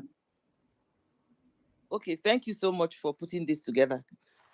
I just want to give a little advice, because this GMO is a war, okay? And everybody that is involved in this, please, this is an appeal I'm making. Protect yourselves. I have been harassed, threatened. In fact, the last time I was invited by the DSS, they said I was, what's that thing? Something government. You know how they accuse you of trying to pull down government. But one thing I now said to the man, I said, you're a Muslim, right? He said, yes. I said, okay, let me tell you what we're doing. That what these people are doing is that they are taking genes from an animal and transferring to a plant. not too much grammar, in a way he could understand. The man said, "What do you mean?" I said, "For instance, you're a Muslim, you don't eat pigs." He said, "Yes." I said, "They can take gene from a pig and put it inside the plant." The man said, wait. And that was what ended that conversation. The man said, "Is that what you people are doing?" I said, "Yes." You see, why am I sharing this? You see, sometimes they threaten you with conspiracy theory. You're trying to prove you don't need to prove anything. Look for like layman's terms that you can use to communicate this. Do you understand? On Saturday, I'm going to be on a rise. You see, this battle, and part of another thing I want to encourage us to do. I had to go into farming. I have a hospital, full hospital, and I'm telling you, if you see the number of cancer cases, rare diseases we see on a daily basis, it's heartbreaking. 7-year-olds, 18-year-olds with hypertension. Who hears about hypertension in 18-year-old people? 16 years. How? But these things are happening, but because we don't keep data, it looks as if everything is not well. These guys are bent. GMOs, they are here to stay. That they are here in Nigeria already. Because I know the things we have seen. I had to start growing beans. I had to start growing maize, start growing like some vegetables and all that. I have a farm in Galadima. I have another one in Kefi. I can't shout. So what I'm encouraging people to do, while we are making, pushing this thing, making all the social, and that we must be very relentless in the social media. P-Shex, thank you so much for what you're, honestly, because sometimes it's overwhelming for me. I said, sometimes I'll just keep quiet and be watching, but we can't keep quiet. So as much as it depends on us, please plant something. I tried planting beans. We had beautiful leaves. It won't give you any plants, any beans. Of course, that's what GMO does. If you get the GMO beans and you plant it, it will give you all the beautiful leaves. You won't get the beans, which was a very big loss. So you need to now and how many people will go and buy beans and now wait to plant it to be sure that it's non-GMO or GMO before? It's terrible. So these guys are not relenting. And so we can't. We may not have all the resources that they have to match them. But I strongly believe that in our own little way, and for your own health, protect yourself. I tell people, plant inside pot. I grow yam in bags. Now, I can't shout. So plant something. Of course, it takes a lot of time, but you have to create time because this is your life. These guys are not joking. I was in Kefi the other day, near our farms. I saw some people pulling up, cassava that somebody planted. It has not even grown. They were just pulling it up. I said, "What are you people doing it for?" They smiled. They said they send us more, come, they gather all the cassava. So they will pay the farmers. They were uprooting these things to show you the extent these people are ready to go. Somebody talked about what is happening to the farmers. It is real. It is happening real. Then in terms of this GMO coming in, you remember during Jonathan. So this is not just about APC. I need us not to be distracted. During Jonathan, when this star boy, what's his name, Dr. Adeshino, was in power. Adeshino was vice president in Agra. It was through him that they quietly sneaked in when he started doing this cassava bread. How many people remember the cassava bread? They have started this cassava thing before people even started knowing what was going on. This was during Jonathan. We made noise. By the time in fact, somebody called me one night and said, "Madam, you have 4 children, be careful." Between you and I was very, very scared. And we had to tone it down a little bit. But these guys went on and on. Of course, that man was the star of that administration. So anything you say, they will counter you. Say, this additional. No, don't go there. But he was the two. When we dug into his background, this man went on scholarship from, it was Bill Gates and all the rest of them that sponsored this man throughout his whole life. I have his profile. We had to dig into his profile. So that's why when they're hailing him, I say, thank God for his life. But I'm not impressed because I know the harm that man did in terms of bringing GMO into Nigeria. Our cassava, before you get cassava that is non-GMO, you have to look well. Beans, when we started talking about beans, they had started doing GMO beans before people woke up. When we now started making noise, they said no, that it was clinical trial. We said, okay, where are the harvest of the clinical trial? They were all inside the Nigerian market. So we did a program with a group called She Trades. SheTrades is an organization like Canada and some EU countries to encourage women into exports. When these guys came into Nigeria for training, they said, okay, those of you who are farming beans, stand up. We all stood up. They said, we don't want your beans in Europe. I said, why? They said, because you guys are messing around with GMO beans. That is before government even launched the so-called GMO, and these people kept denying. That professor from Zaria kept denying, abused my father and my mother, that we are conspiracy theorists and all that and all that. These guys, because the Oyibos, they know what is going on. So what I'm trying to encourage us to do, please, while we are doing social media and all that, let's get into some practicals. Plant something, grow something, at least for your own health, to make sure that on a daily basis, something fresh, even if it's curry leaf, scent leaf, whatever, grow something. And please do more research on the things that you can do, like at least the things that are still in the trees that they have not started modifying. Do you understand? Because literally everything is being tampered with. And finally, please, if you know the God that you call, if you're a pastor, please pray well. If you're a Muslim, please pray well. If you're not whichever one, hold on to something, because these guys, they are also diabolical. They are not joking. Thank you so much, and God bless you.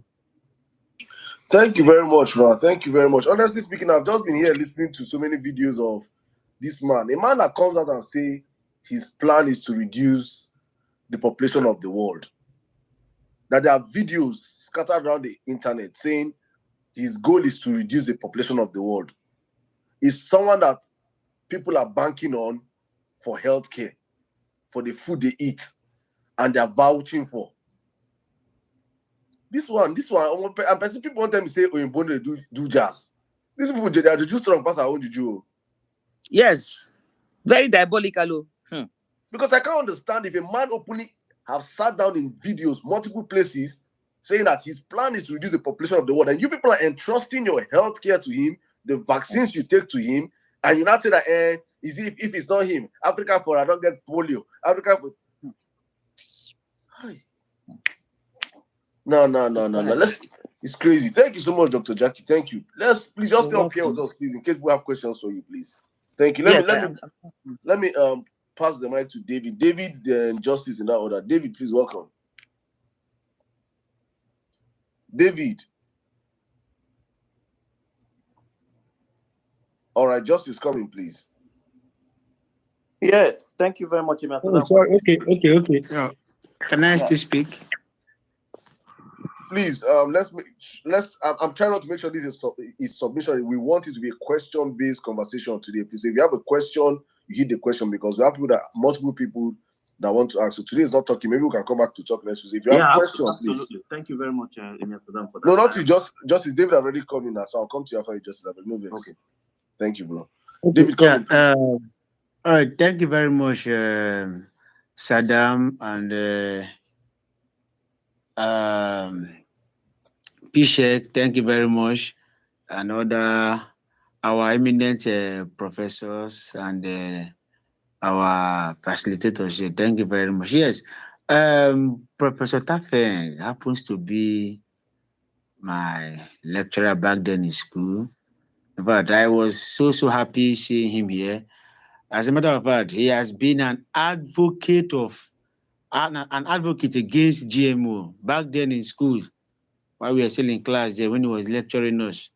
There has never been a day he lectures without telling us about GMO. As a matter of fact, the molecular conference held in Yenegua that was last year. Towards the end of the program, he also made mention of the same effects of GMO. So he's been on it. In fact, I'm just realizing now how important, he's been talking about this stuff. And as back then in school, most of us, we are not just paying so much attention to it, and which has actually contributed to what we are seeing today. But I'm happy today. There's now an awakeness. We are all awake, and we are now seeing what is happening to us. Well, to my question, yes, I could remember back then when I was still growing up. David, please, question, please. Let's go to question, please. So my question is this: haven't looked at all these bad effects of GMO, genetically modified organism. In this case, now we're talking about mostly for the food we eat, plants.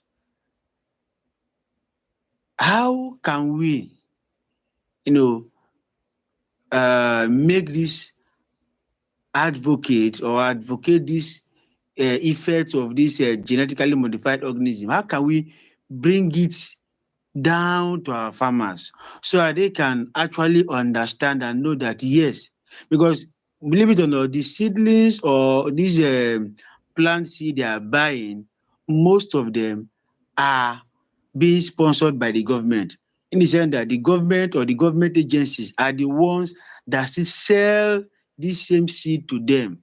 And whenever they want to replant, they go back to them to also buy the same. So how do we push this, make this push down to, to the public, that they will all understand that GMO is bad, that GMO is trying to control our food chain. And once it does that, it means we'll now be begging for food, which may Yeah. probably lead to famine.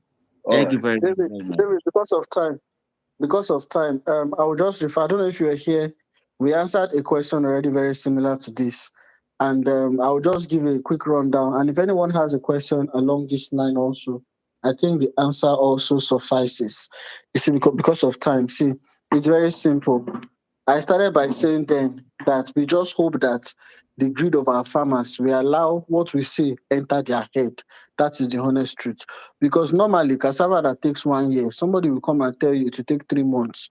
They will jump at it, you know. So that is what we are saying. And then convincing them that it is not good also. Let me tell you, they know. They know all these things. And then when you go to meet them and you strengthen the information to them, you understand, and you tell them the cause and effect, they can do it and sell to you people, because you see, they are also Nigerians. And the bad head inside Nigeria is also inside many of our farmers. I can tell you for free. I met a farmer who farms with glyphosate and atrazine and knows it's bad and is still doing it. And I've met with many others. So first things first, like I said, what we need is a policy change. We need a policy, because what informs the policy is the science. Right now, if you look at all the buzzwords around our agricultural sector, you are hearing climate smart crops, because you know that we have already bastardized the word GMO. So they are using drought tolerant, they're using climate smart crops, and so on and so forth. They say smart agriculture, all those terminologies are still pointing towards GMO. So the science that is currently informing our policy currently is wrong science, and we have the wrong policies currently we're currently implementing the wrong policies. However, because of the constant push that we are currently giving this thing, I am aware that the Ministry of Agriculture is currently pushing agroecology, good agronomical practices, as part of their programs, regenerative agriculture. So it's for us to look at those policies that they are pushing that is good because of this advocacy that we are doing. I'm aware we still had a conference on it, I think last 2 weeks ago in Abuja. And because of that, we can strengthen it, give it more press coverage. You understand? We spend a lot of money on the press because it's needed. If you don't seed the press information, people will not know. So we spend a lot of money. So we have to look for those things the government is getting right and let it overshadow all this other nonsense that they are doing. It's a long walk to freedom, and of course, we are on it. So I think that answers that particular question. Then there was something Dr. Jackie was talking about, especially as regards Dr. Additional and all the things he's done. I'm sure it's going to also benefit everyone. If you have any question in this regard, I'm sure to answer your questions. Number one, I made a post today. I'll just read the post. The top two shareholders in Google is the Vanguard and BlackRock. The top two shareholders in Apple is the Vanguard and BlackRock. The top two shareholders in Microsoft is the Vanguard and BlackRock. The top two shareholders in Bayer is what produces the GMO and glyphosate, is also BlackRock and the Vanguard. The top two shareholders in CNN is the Vanguard and BlackRock. Top two shareholders in Crest Toothpaste, the Vanguard and BlackRock. Top 2 shareholders in Johnson & Johnson, the Vanguard, BlackRock. Top 2 shareholders in Merck, the Vanguard, BlackRock. Top 2 shareholders in Pfizer, the Vanguard, BlackRock. Top 2 shareholders in Moderna, the Vanguard, BlackRock. Top 2 shareholders in Pepsi, the Vanguard, BlackRock. Top 2 and 3 shareholders in Coca-Cola, the Vanguard, BlackRock. Top 2 shareholders in CNN, the Vanguard, BlackRock. Top 2 shareholders in Fox News, the Vanguard, BlackRock. Top 2 shareholders in Tesla, Walmart, all of them, the Vanguard, BlackRock. What I'm trying to say here is this. By the time Bayer, whose top shareholders are the Vanguard and BlackRock, they sell GMO and glyphosate to you. By the time they sell it to you from Bayer, you buy it from Bayer, you fall sick. Who is going to treat you? It's Moderna and Pfizer and Johnson & Johnson and Merck. The drugs that you use to manage the cancer, hypertension, everything, it's still the same guys. So they are bringing the sickness and they're also bringing the solution. So it's a circle of profit for them. And they will also control Google search so that you will not see what you're supposed to see. They call it problems, reaction, solution. Create the problems, sell the reactions, then bring the solutions. So the same two organizations, they are the ones that profit from the whole circle. So it is left for a country to allow the invasion of these guys. And this is where you see, so what we're fighting for now, it's not just a fight for our food, it's a fight for our country. It's a fight for our sovereignty. Else, at the end of the day, you won't have anything for your children. You won't have, even those of us that have Japa, we won't even have a country to show our children that that's where we came from. Everything would have gone. Because Nigeria is where many of them want to come and settle when they are done with everything they are doing around the world. So know this and know peace, that when you are supporting these things or when you are fighting these things, you are fighting a circle. And pretty much they've not fully infiltrated Nigeria. They are still at the precipice. It's this administration that's currently enabling it like never before. Buhari was deaf. Buhari couldn't understand it, so he was deaf to it. So the thing was very slow entering Buhari's time. They were able to sign GMO into Nigeria during Jonathan's time. They promised Jonathan that if he signs it, they will support him, but they never supported him. So he signed it at the twilight of his career, thinking it will help his election chances, because it was promised. And then look at it today. This administration has enabled it more than ever before. I mean, there are people that are being promoted in government. They are taking ministerial appointments. Tinubu gave Bill Gates national award. Like who does that? That was who. See, I don't. That one. I don't understand it. Nobody can explain that to me. Nigeria is in trouble. God help us. Please, thank you. Let's just allow people to ask about their questions. Please, Justice, come in, please. Your question. Thank you. Yes, my question is very simple. I became really terrified when PCX was talking about earthworms and how these chemicals and these bio-modified materials are affecting our environment. And I just recall that just roughly 4 years ago, I could not find vultures anywhere around the Southeast. I speak as a concerned individual that loves the ecosystem. But Emir Saddam, I can be corrected on this, but I have visited 2 or 3 abattoirs within the Southeast region. Abattoirs, if you know what abattoirs really do when it comes to vultures, and those animals are like the scavengers. Yes, they're like the llamas in Lagos, the people that take the scavengers. Yes, the people that take care of our waste products and utilize them, and of course re-engineering it into the ecosystem. But for some reason, for the past 4 years, I've been raising this concern. So if FEX is talking about earthworms and the deleterious effects of some of these GMOs, to the soil, to the ecosystem. We know from Agric 101 in our secondary school, they say earthworm is one of those very productive, friendly friends to farmers.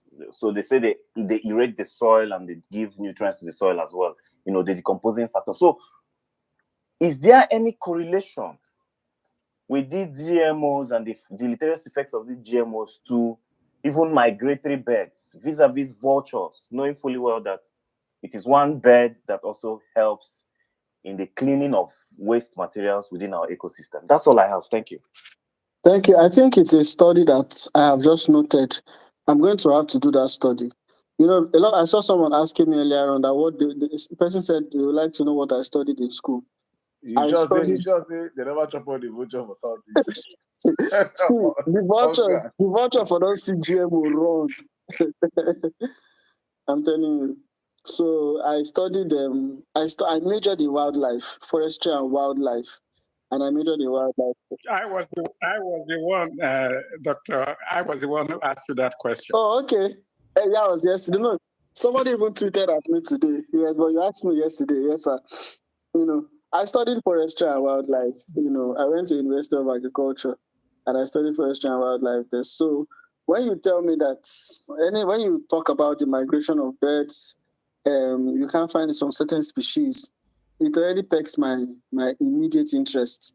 And I don't know who asked that question. Please, if you ask that question, inbox me, because I will have feedback for you within the next 5 to 6 days. I'll have to do some inquiries within that community. Thank you. All right, thank you very much. Thank you. Let's go, Ricky. The avowed. Yeah. Good day, everyone. Thank you, host. Pishex, thanks for the excellent work you do, and more arrows to your quiver. My first question is a rhetorical one. So all these GMOs, particularly beans, corn, and cotton is not an edible crop. I'm just curious to ask if the people pushing these varieties, they actually consume them, because I think they'll be nice role models for a start. Do they even consume these things they push? The elites and those at the top of the ladder, do they consume these things that ordinary Nigerians consume too? I don't know. Then the second one is now I'm looking forward to all these ecosystems in which GMO crops have, caused the damage to. I don't know, from other places in the world where, they've gone through something similar, is there some sort of restoration plan in place? Can the ecosystem be restored after this whole damage has been caused? So these are my questions. Thank you. Yeah, it's possible to restore. It's possible to restore. Dr. Adebayo, can I just make one statement? Yes, sir. Several years ago, I was confronted when there was famine in Ethiopia. And one of my American colleagues, who is a protagonist of GMO, told me, I have been eating genetically modified foods for the last 10, 15 years, and I'm still alive. So we get those responses, you get those kind of answers to the question that is being posed. But let me say that the deleterious effects of and health and environmental impact of GMOs is a very slow process, and it's predicated on a monitoring procedure, which Nigeria doesn't even know, and they don't have the facility for. So is a high placed order. It is difficult. One thing that has been said along, at which I had repeated here today, which we tried to suggest many years ago, but nobody listened, is the introduction of collagens into GMOs. Okay, so you can label to begin with, very little Phaseolus beans in this country. Now everything is cowpea. So those who are eating genetically modified beans think that they are eating beans. They are not. They are eating cowpeas. Okay. When we suggested this many years ago, they just laughed at us. This was something that was impossible to do. But that's part of the agenda, to make sure that people do not know the difference between genetically modified food crops and non-modified. And I heard it today. I think that what I mentioned should be taken seriously as one of the ways to reverse the trend. If the breeders or if the biotechnology microbiologists in the Institute of Agricultural Research in Zaria are so proficient, they should please insert the color coding into the Tesla, the copy, and all of that, so that when the primitive Nigerian goes into the market in Abuja, he will see a green seed instead of a brown seed. And he will know that this one is genetically modified and this one is organic. Finally, let me put you on notice that Bayer that has bought up Monsanto is sending or is likely to send a team headed by maybe one or two Nigerian microbiologists to Nigeria to come and investigate where the different varieties of GMOs exist and where they do not exist. What is the purpose? To expand the reach so that those who do not use it yet can be targeted to use it. So please, those who are looking like Dr. Abayo, please be on your guard, because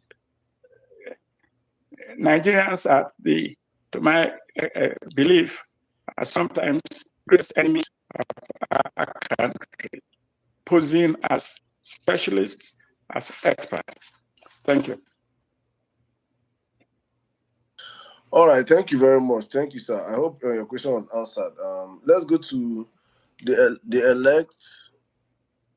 Thanks. So, me, I'll hang around for the second part of this topic. Yeah, 10 years of All right. APC. But thanks. Yeah. The elect. Okay. Please state your question, please. Thank you. Okay, thank you, Saddam. Thank you very much, PSHEX, and a wonderful thank you to our eminent professors. Just a quick one, just a minute. Relating to the all of this stuff, to the security issues. You know, I'm from Benue, and I got very, very sound, correct intel about the night of the attack where more than 200 farmers were killed.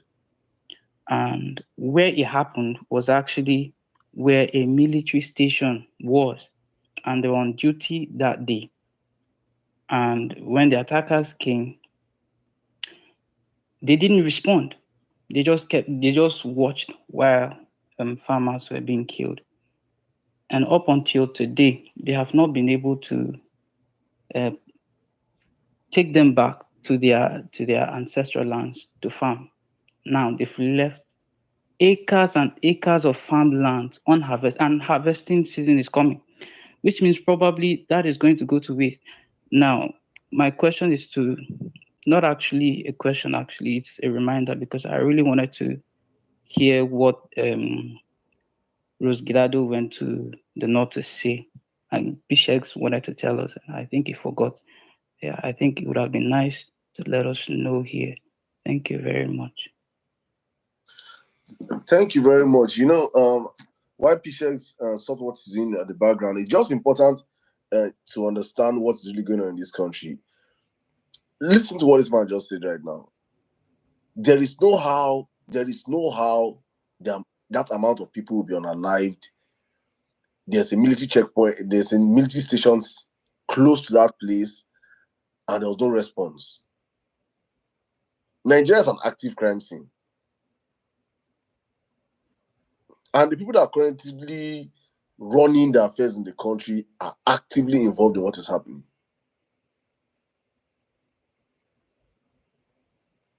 And I also hope Nigerians understand what is at stake. And there's always a cover up. You know, many Nigerians don't see this thing. We always look, see how they want to paint it. They want to paint it as it's Fulani herdsmen and farmers. Like Fulani herdsmen want to come and occupy your lands. Fulani herdsmen want to. So they give a different narrative. Nigerians are focused on attacking themselves, thinking is a war against, is a tribal war, is a war about and domineering some set of people. Meanwhile, the actual agenda is just flowing underneath it. It is insane what we're passing through in our country. But I don't know. Let's keep the conversation going. Right now, I don't know, Prof, if Prof is still here. We can already have Dr. Jackie here to answer questions. So before P-Shex comes back. Meanwhile, guys, please let's use the hashtag say no to GMO as we wind down the clock. I think it's been a very interesting conversation. Before we probably we might wait for them or just go to the second part of the conversation. But let me just come to SIM card, my big bro. Welcome, sir. Sorry, I have a question for Dr. Jackie, so she doesn't leave. Even PCX, but now it's not. No, PCX is coming back. Okay, ask your question to Dr. Jackie then. Okay, so thank you very much, and I wish PCX was here. So forgive my ignorance, Dr. Jackie, and I'm always solution oriented, even in areas that I have no knowledge of. So please, see, like PCX said, he said he was looking for maize for the past 3 weeks. He hasn't seen. So the little agriculture I know, when I did back in the one I did in secondary school. So you plant 4 maize, it comes out with like a whole bunch and stuff like that. So is it possible for what I wanted to ask for you and PCX, maybe if you can plant for the purpose of reproduction, and then maybe you can also distribute to us. Maybe we still get this thing for house.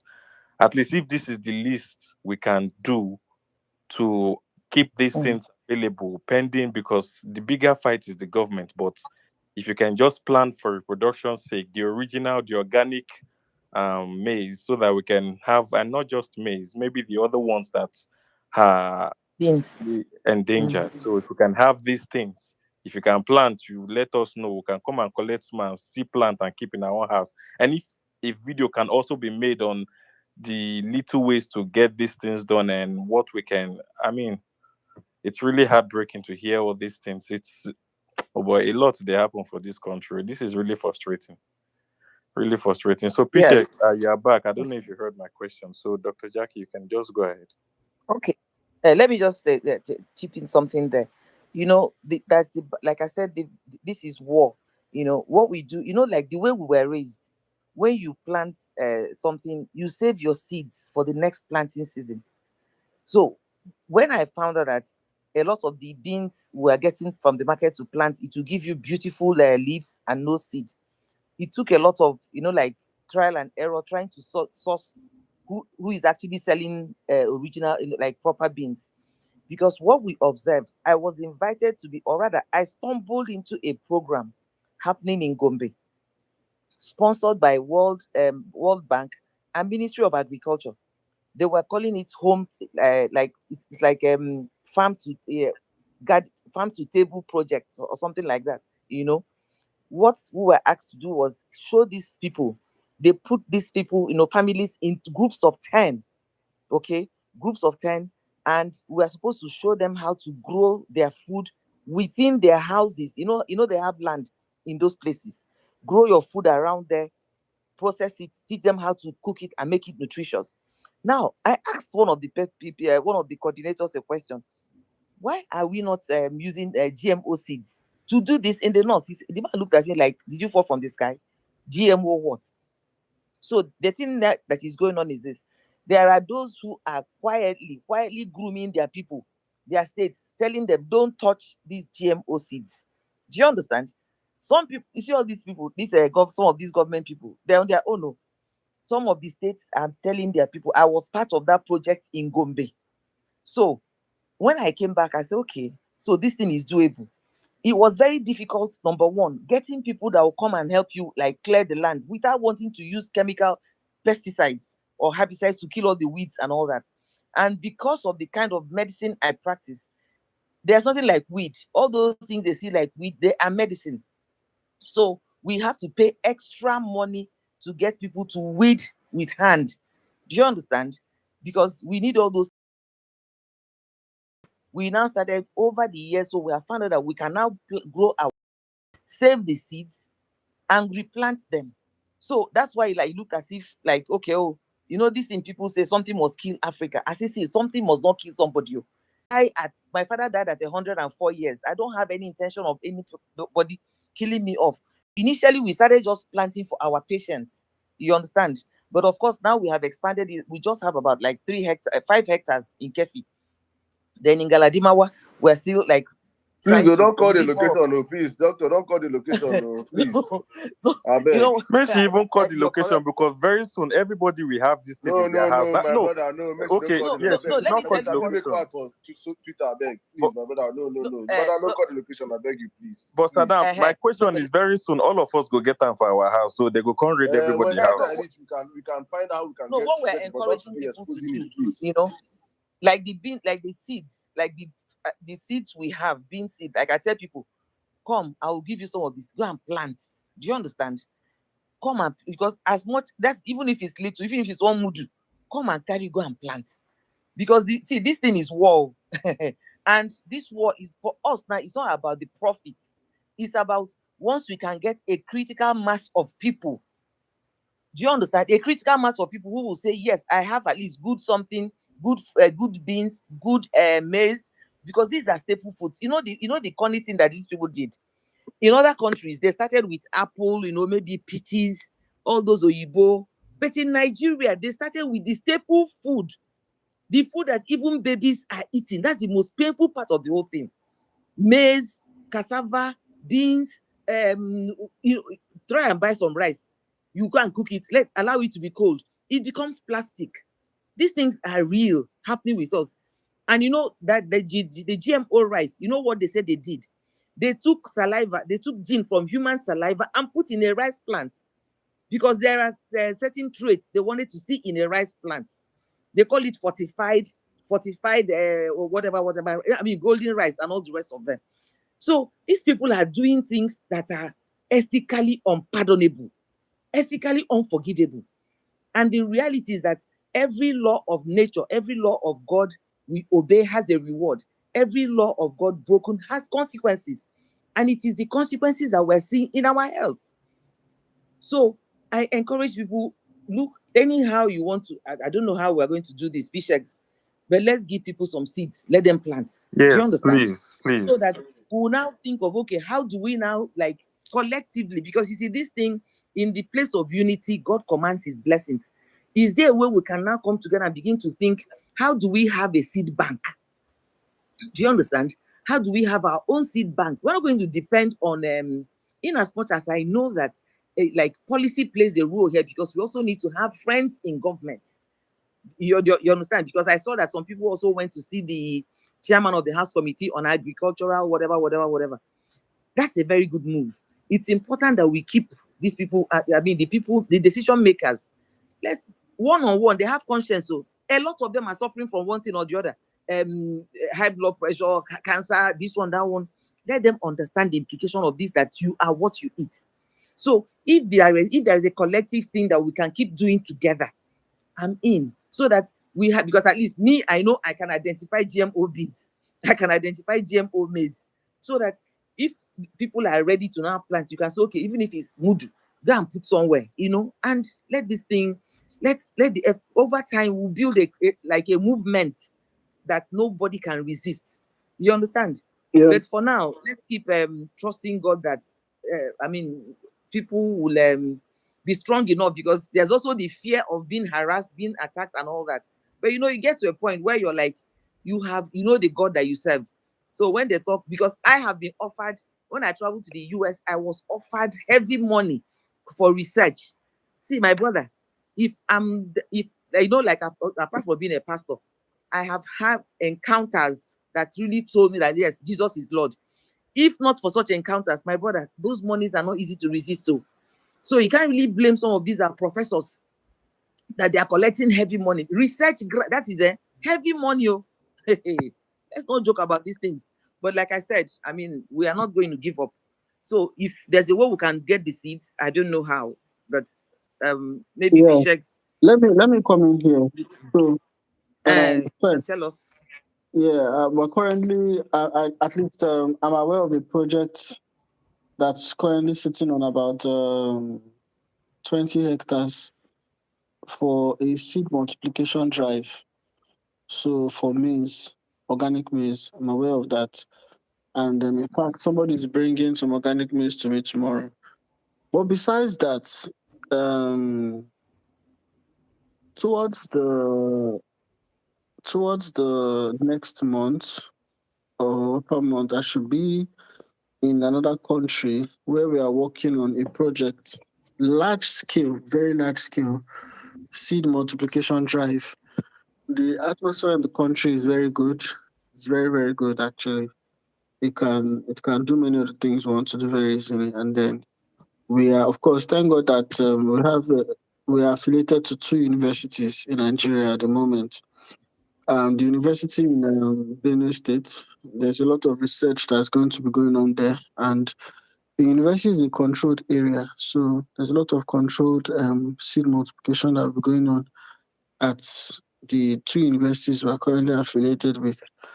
So I think what we need to do right now is seed multiplication, and these things come with quite some funding because we need to. It's going to be more. It's going to be like we're going to have to give it out free to farmers, along with organic manure, also to teach some of the farmers how they can get organic manure from poultry and the rest of them. So, yeah, there's a lot. But one thing I would like to say is that it is the current science is that organic is the alternative. No, it's not the alternative. That is the real thing that we have.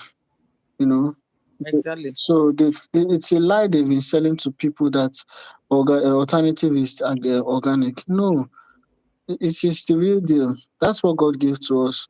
So it's this thing they've brought is the alternative, and they cannot use it to replace the natural. So right, that's it. About the fact that we need to be careful. See, there is wisdom.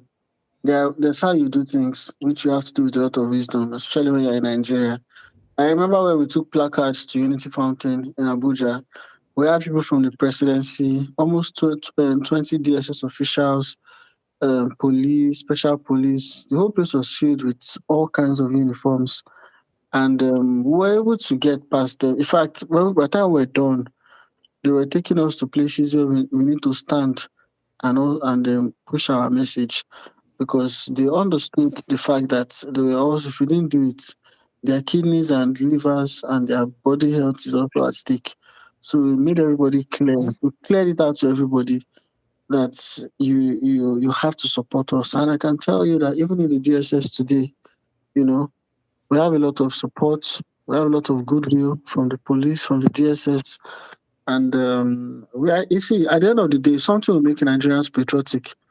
And this is one of them. Exactly. I can tell you that this cause is one of the best causes to fight, because you can't successfully take out patriotism from a Nigerian except the person has been given to a devilish spirit, like we can see already among some of our scientists and regulators.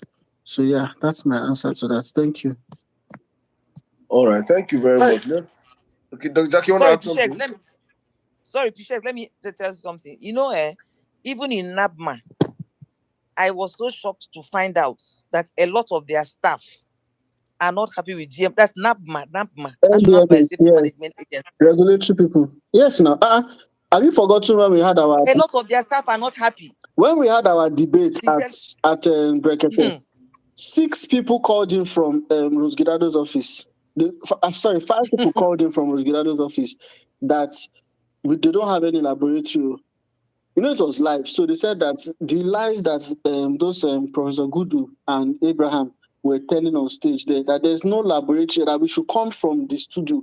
We should come, that there's no laboratory here, that they know those 2 people, that they share money with which. That was what their staff were calling. In MBMA, I'm aware of their staff. Some of their staff don't eat GMO. Their staff stay away from GMO. I am aware. Oh dear. All right, thank you so much. Let's bring him up to ask questions. Brown girl. Good evening, everybody. Good evening. So I never talk. I'm very upset, really angered and bitter because SIM card. After the lady will come to you. Sorry, sir, please. I live here and I know what we do and how much we pay for organic food. And I get upset because when I wash my pepper and everything and throw out just outside, it grows. And over time, we pluck. What's gone wrong with Nigerians? So can I ask the professor and every other person, the stakeholders in this whole talk about GMO? Are there too many people driving this, or is it because one sick man who is about to extinct Africa and then starting with Nigeria because our population is a lot? Does he have too many people? Are they that powerful that Nigerians can't come out and speak truth to all this nonsense going on? Why can't we do something? Because I don't have all the science behind it. I just know that GMO is not good. What do we do? How do we drive this whole thing so that people, our market women, our farmers, our children, we will know that this is a death sentence? Why are there too many? Because from what I'm gathering, they're not even many people. It's the money that is many. So Nigerians are suffering. These monies are not reaching Nigerians. My sister. So let it catch fire for all I care. Can we do? Is it that we cannot now counter educate our people? Because even now here, all the organic things that we have, medicinal, is what they are taking here. They now have what they call sand bed, sand mattress, sand from the earth, so that you should not walk, or you should be able to walk on the bare floor to get healing. It's happening here. And then we have these things back at home, and they are teaching. Are we not many, much more than they are, to be able to educate our students in classes, educate our professors, our oncoming doctors, academians, whoever they are, the agriculturists? Can we start our own counter education? Are we scared that once one man will come and give money, like they now bought the whole of Plateau State, Benue State, which are food baskets, where food comes from largely? They've messed up that whole place, because I know they are the ones doing all of this, from all of these things that I'm gathering. Can we not do something like a revolution against our food, where the poor man gets food to eat? At least, even if you don't have money, one should be able to say, okay, I can cultivate these things within my environment and feed. Is it that there are too many? Because it's annoying. I yield, please. Let me just say a word here. A few words. One, why is this going on? 2 words. Number 1, ignorance of the followership and greed of the leadership. These are 2 very difficult things to change. And we are on the threshold of trying to change those right away by what is going on here. People have been quoting the Bible. One of the quotes is that you shall know the truth, and the truth shall make you free. In a country that is captured in ignorance, they can never, never, never free themselves. So we are on the right track. And all I'm trying to plead with everybody Don't get discouraged. Continue with your enlightenment. Continue with the education.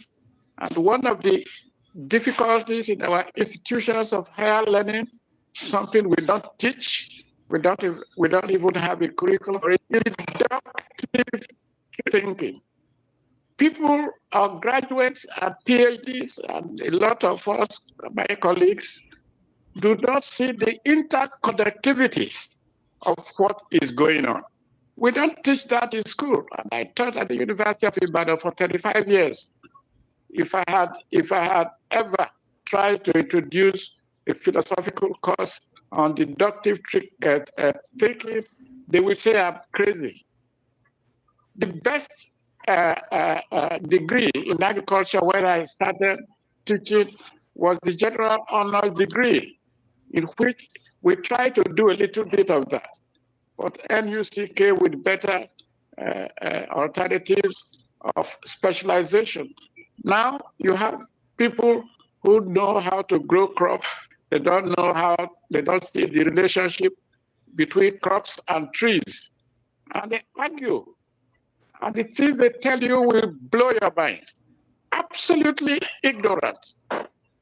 So what Dr. Adebayo and others are doing right now is one of the best approaches that will lead us to the promised land.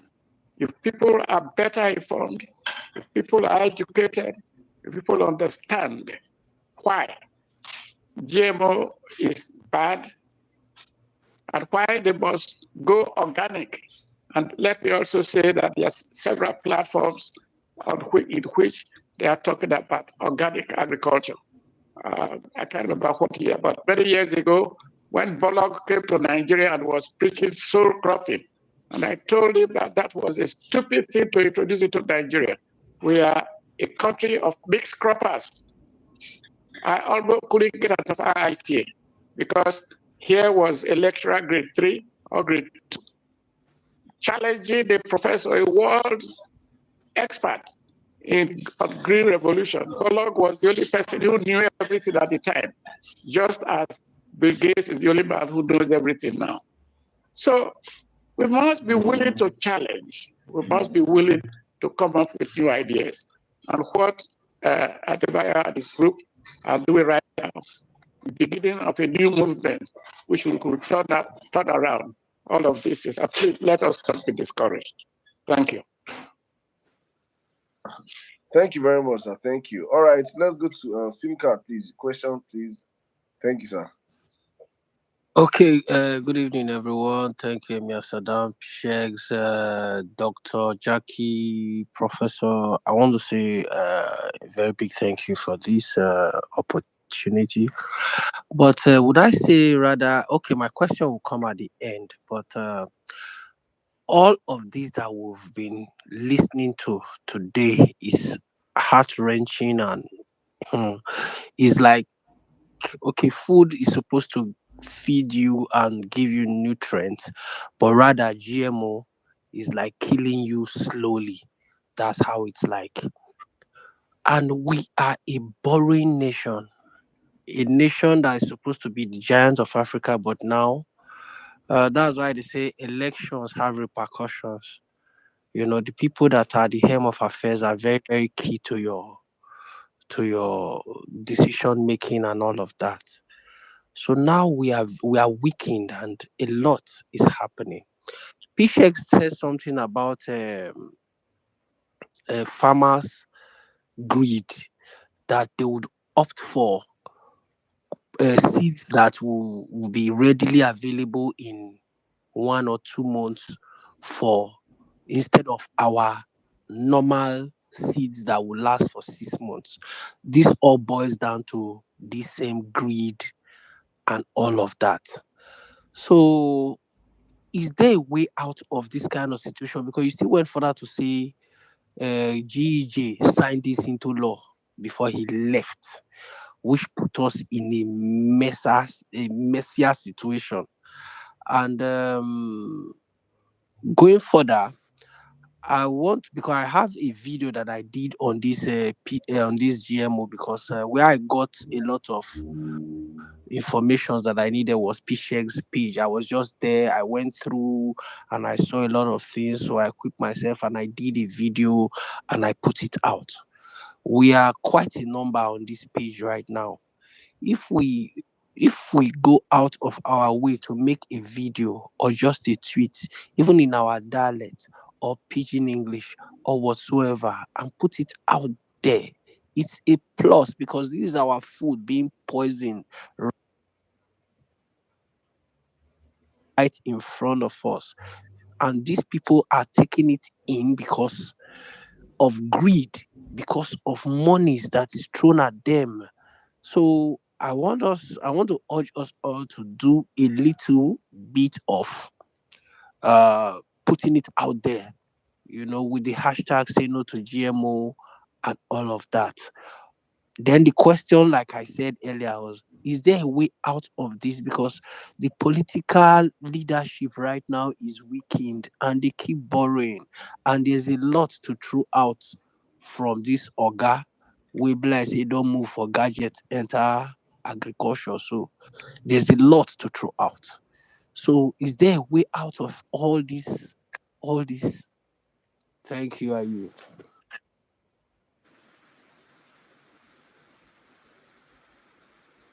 P-Shags, you want to answer that?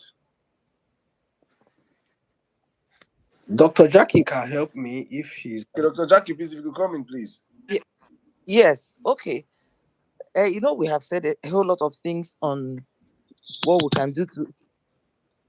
I don't know whether you're still hearing me, because I don't even know where I am again. Okay.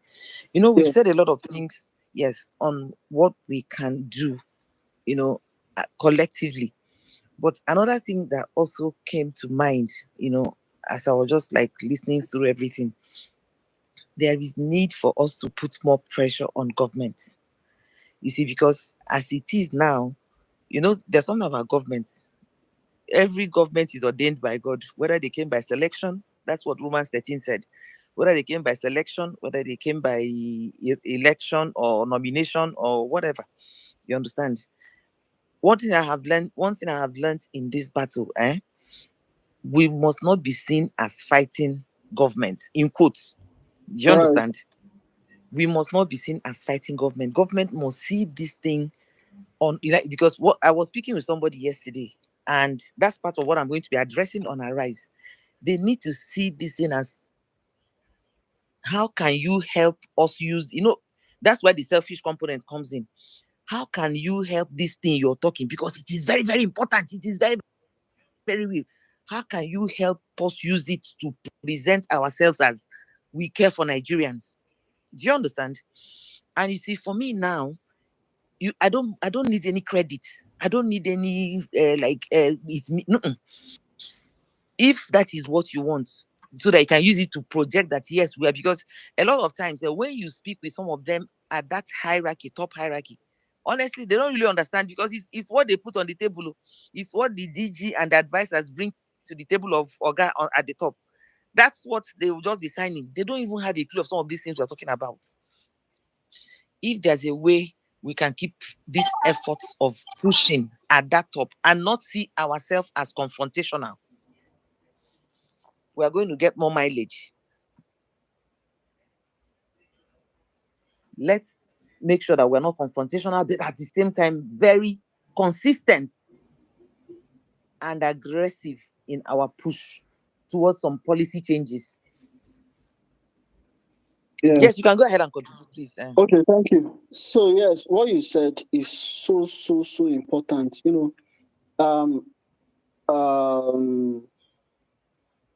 That's one of the reasons why they have not successfully. They've tried to. There was time they had a meeting with BG, Bill Gates, and the takeout of the meeting was that these GMO people are not hitting the mark. That they need to make us face off with the government. So, but the truth of the matter is this: we are the government. We are part of the system. We are Nigerians. We are Nigerians. Whatever political party or affiliation or tribe what unites us all is the fact that at the end of the day, we are Nigerians. And there is no food for APC or food for PDP. There's no food for Labour Party. Everybody is going to go to the same market and eat the same food.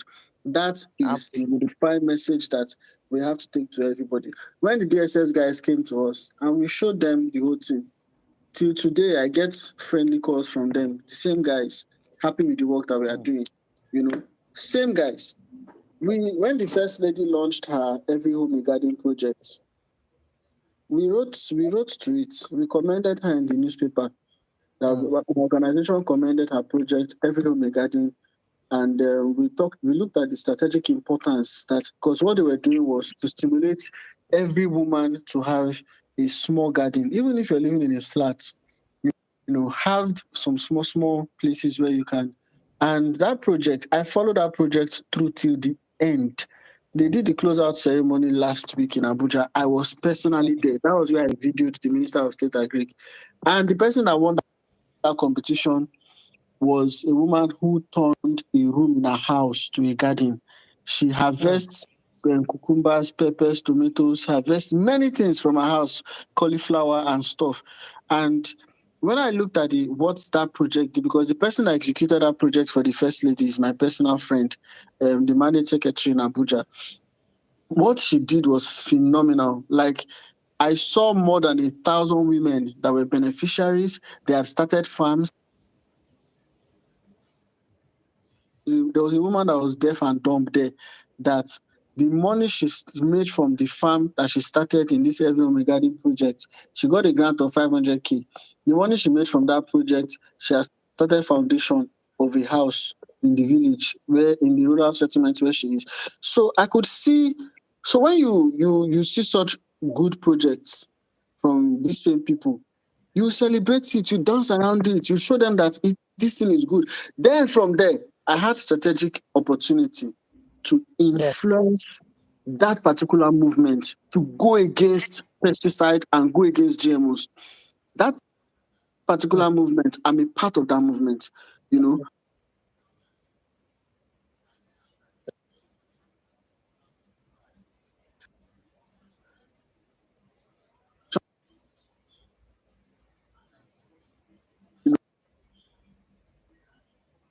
Is this country, and that is what is most important.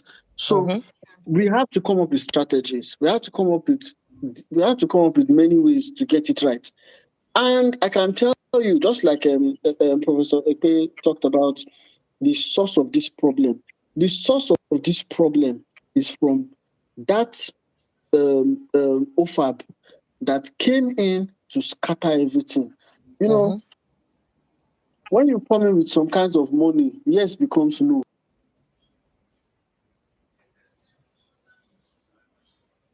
This question at the National Assembly once. He said, okay, so he said all these things that you're saying, they are very good. What do we do? And I said to him, I said, when the citizens push back, there's no policy that will not change. And you see, we're already at that critical point where something has to give way. And you can already see that as we approach that, and that's why I want to thank Aproko Doctor. I really want to thank him for putting that video, even though he was a sacrificial lamb, the thing backfired on him, but at least something had to happen. Something had to happen for us to get to this point. Now we are at that critical point that policy must change. There is nobody that can say they are not seeing this pressure. And the pressure is about to get worse. And that is what all of us need to ensure. And I thank Emir Saddam. This is straight on 4 solid hours. We've never had this kind of attention ever in the history of this movement, that we're going to hold on to this topic for 4 solid hours, and talk about it to Nigerians. A critical demography in Nigeria. And I really want to thank you, Emir Saddam, for this platform, for this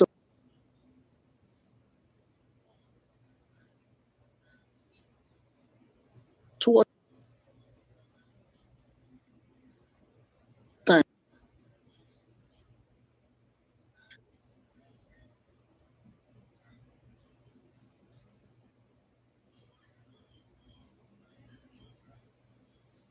can do some graphics and do some videos. Fantastic. I have tons of videos. See, 20 videos. The videos at Brekete, if you go to the videos of Brekete, the one of last year, you will see wonders. You will see where the professor and that guy, the two, where they were almost totally embarrassed. Totally embarrassed. There was a lot of drama. If we cut it, it will trend past what's these guys? Macaroni and Kevin Black, their skits. If you enter those videos and you see the content that are there, so there's a lot of work. If we can viralize all these videos, I don't get that kind of time. I know I can't.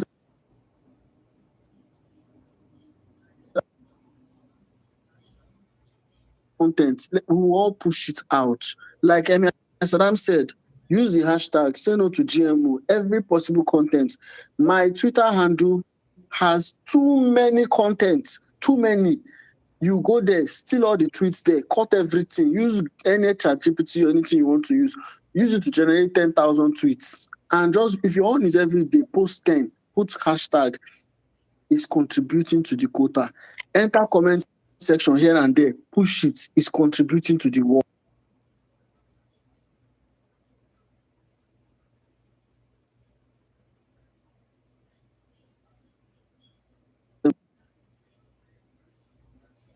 Our submission on Channels TV, and he felt very impressed by what we did, and that we shouldn't give up, that we are fighting for Nigeria, we are fighting for the soul of this nation, that this fight is bigger than me and you.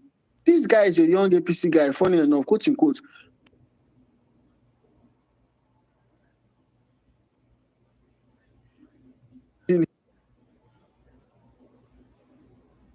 Is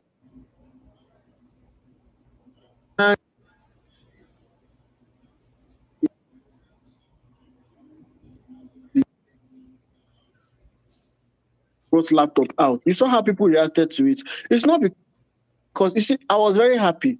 No, I wasn't happy because they were attacking him. What gave me joy was that Nigerians could look at free gift, the whole issue with GMOs. But I could see patriotism rise in our people. And you see, it just takes a few people to start it. And if the influencers and the dominant people start it and do it, it becomes a movement. Everybody will follow suit. That is the principle of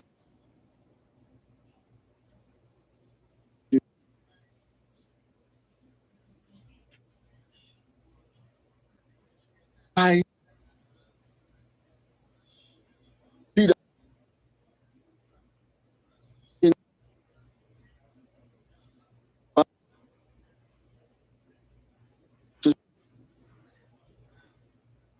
Work.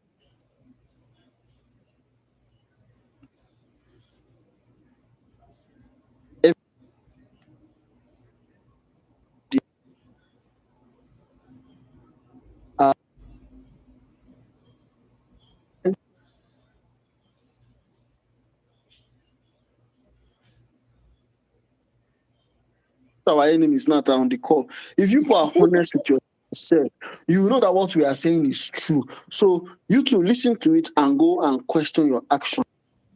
No matter the amount they've given you, oh yeah, I have collected it, I have forgiven you. Don't collect another money again. Now start doing what is right.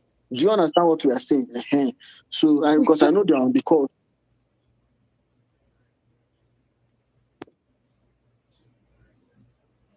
All right. Thank you very much. Thank you, my brother P-Shex. Thank you, Jackie. Guys, thank you so much. We have to, call it a day from our side.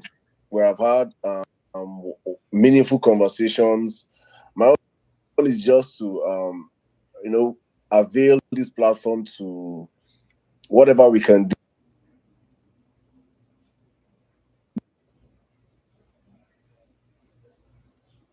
Affects every single person, whether you are a child of the roasted corn or wherever you stand. That Madam Jackie said that you are what you eat actually. So we are actually what we eat. So mine is telling every one of you, please, let's not just be a conversation that ends here today.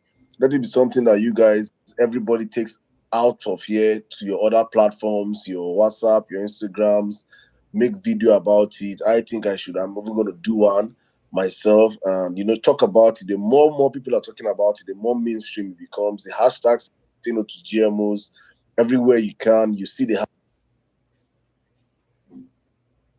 tweet, just retweet it. Wherever I see say no to GMOs, just retweet it.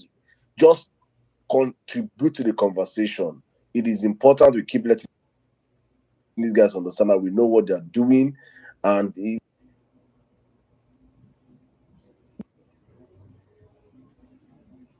cannot depopulate you guys, because I don't see any reason why and you see there are I say this, that even people you respect, people that you look up to, many of them have been bought by this man. How many people can resist $500,000? How many people can resist $10,000? How many people can resist even $5,000 in current day Nigeria? How many people can resist it? Then when you now have a man that is a billionaire that has billions to spend, and he has come out with the agenda that his ambition is to depopulate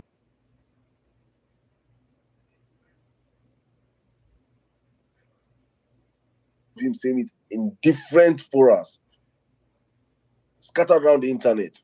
Then some people who will come and tell that it's conspiracy theory, probably because you think that probably two of you associate or your support actually for this man. So it's important to understand the battle we're up against, and we fight it to the very, very end. So for me, we're just going to end the show right now. Thank you to all of you listening. We're going to end on Twitter, but I'll be switching over to TikTok for the on the Jumbotron.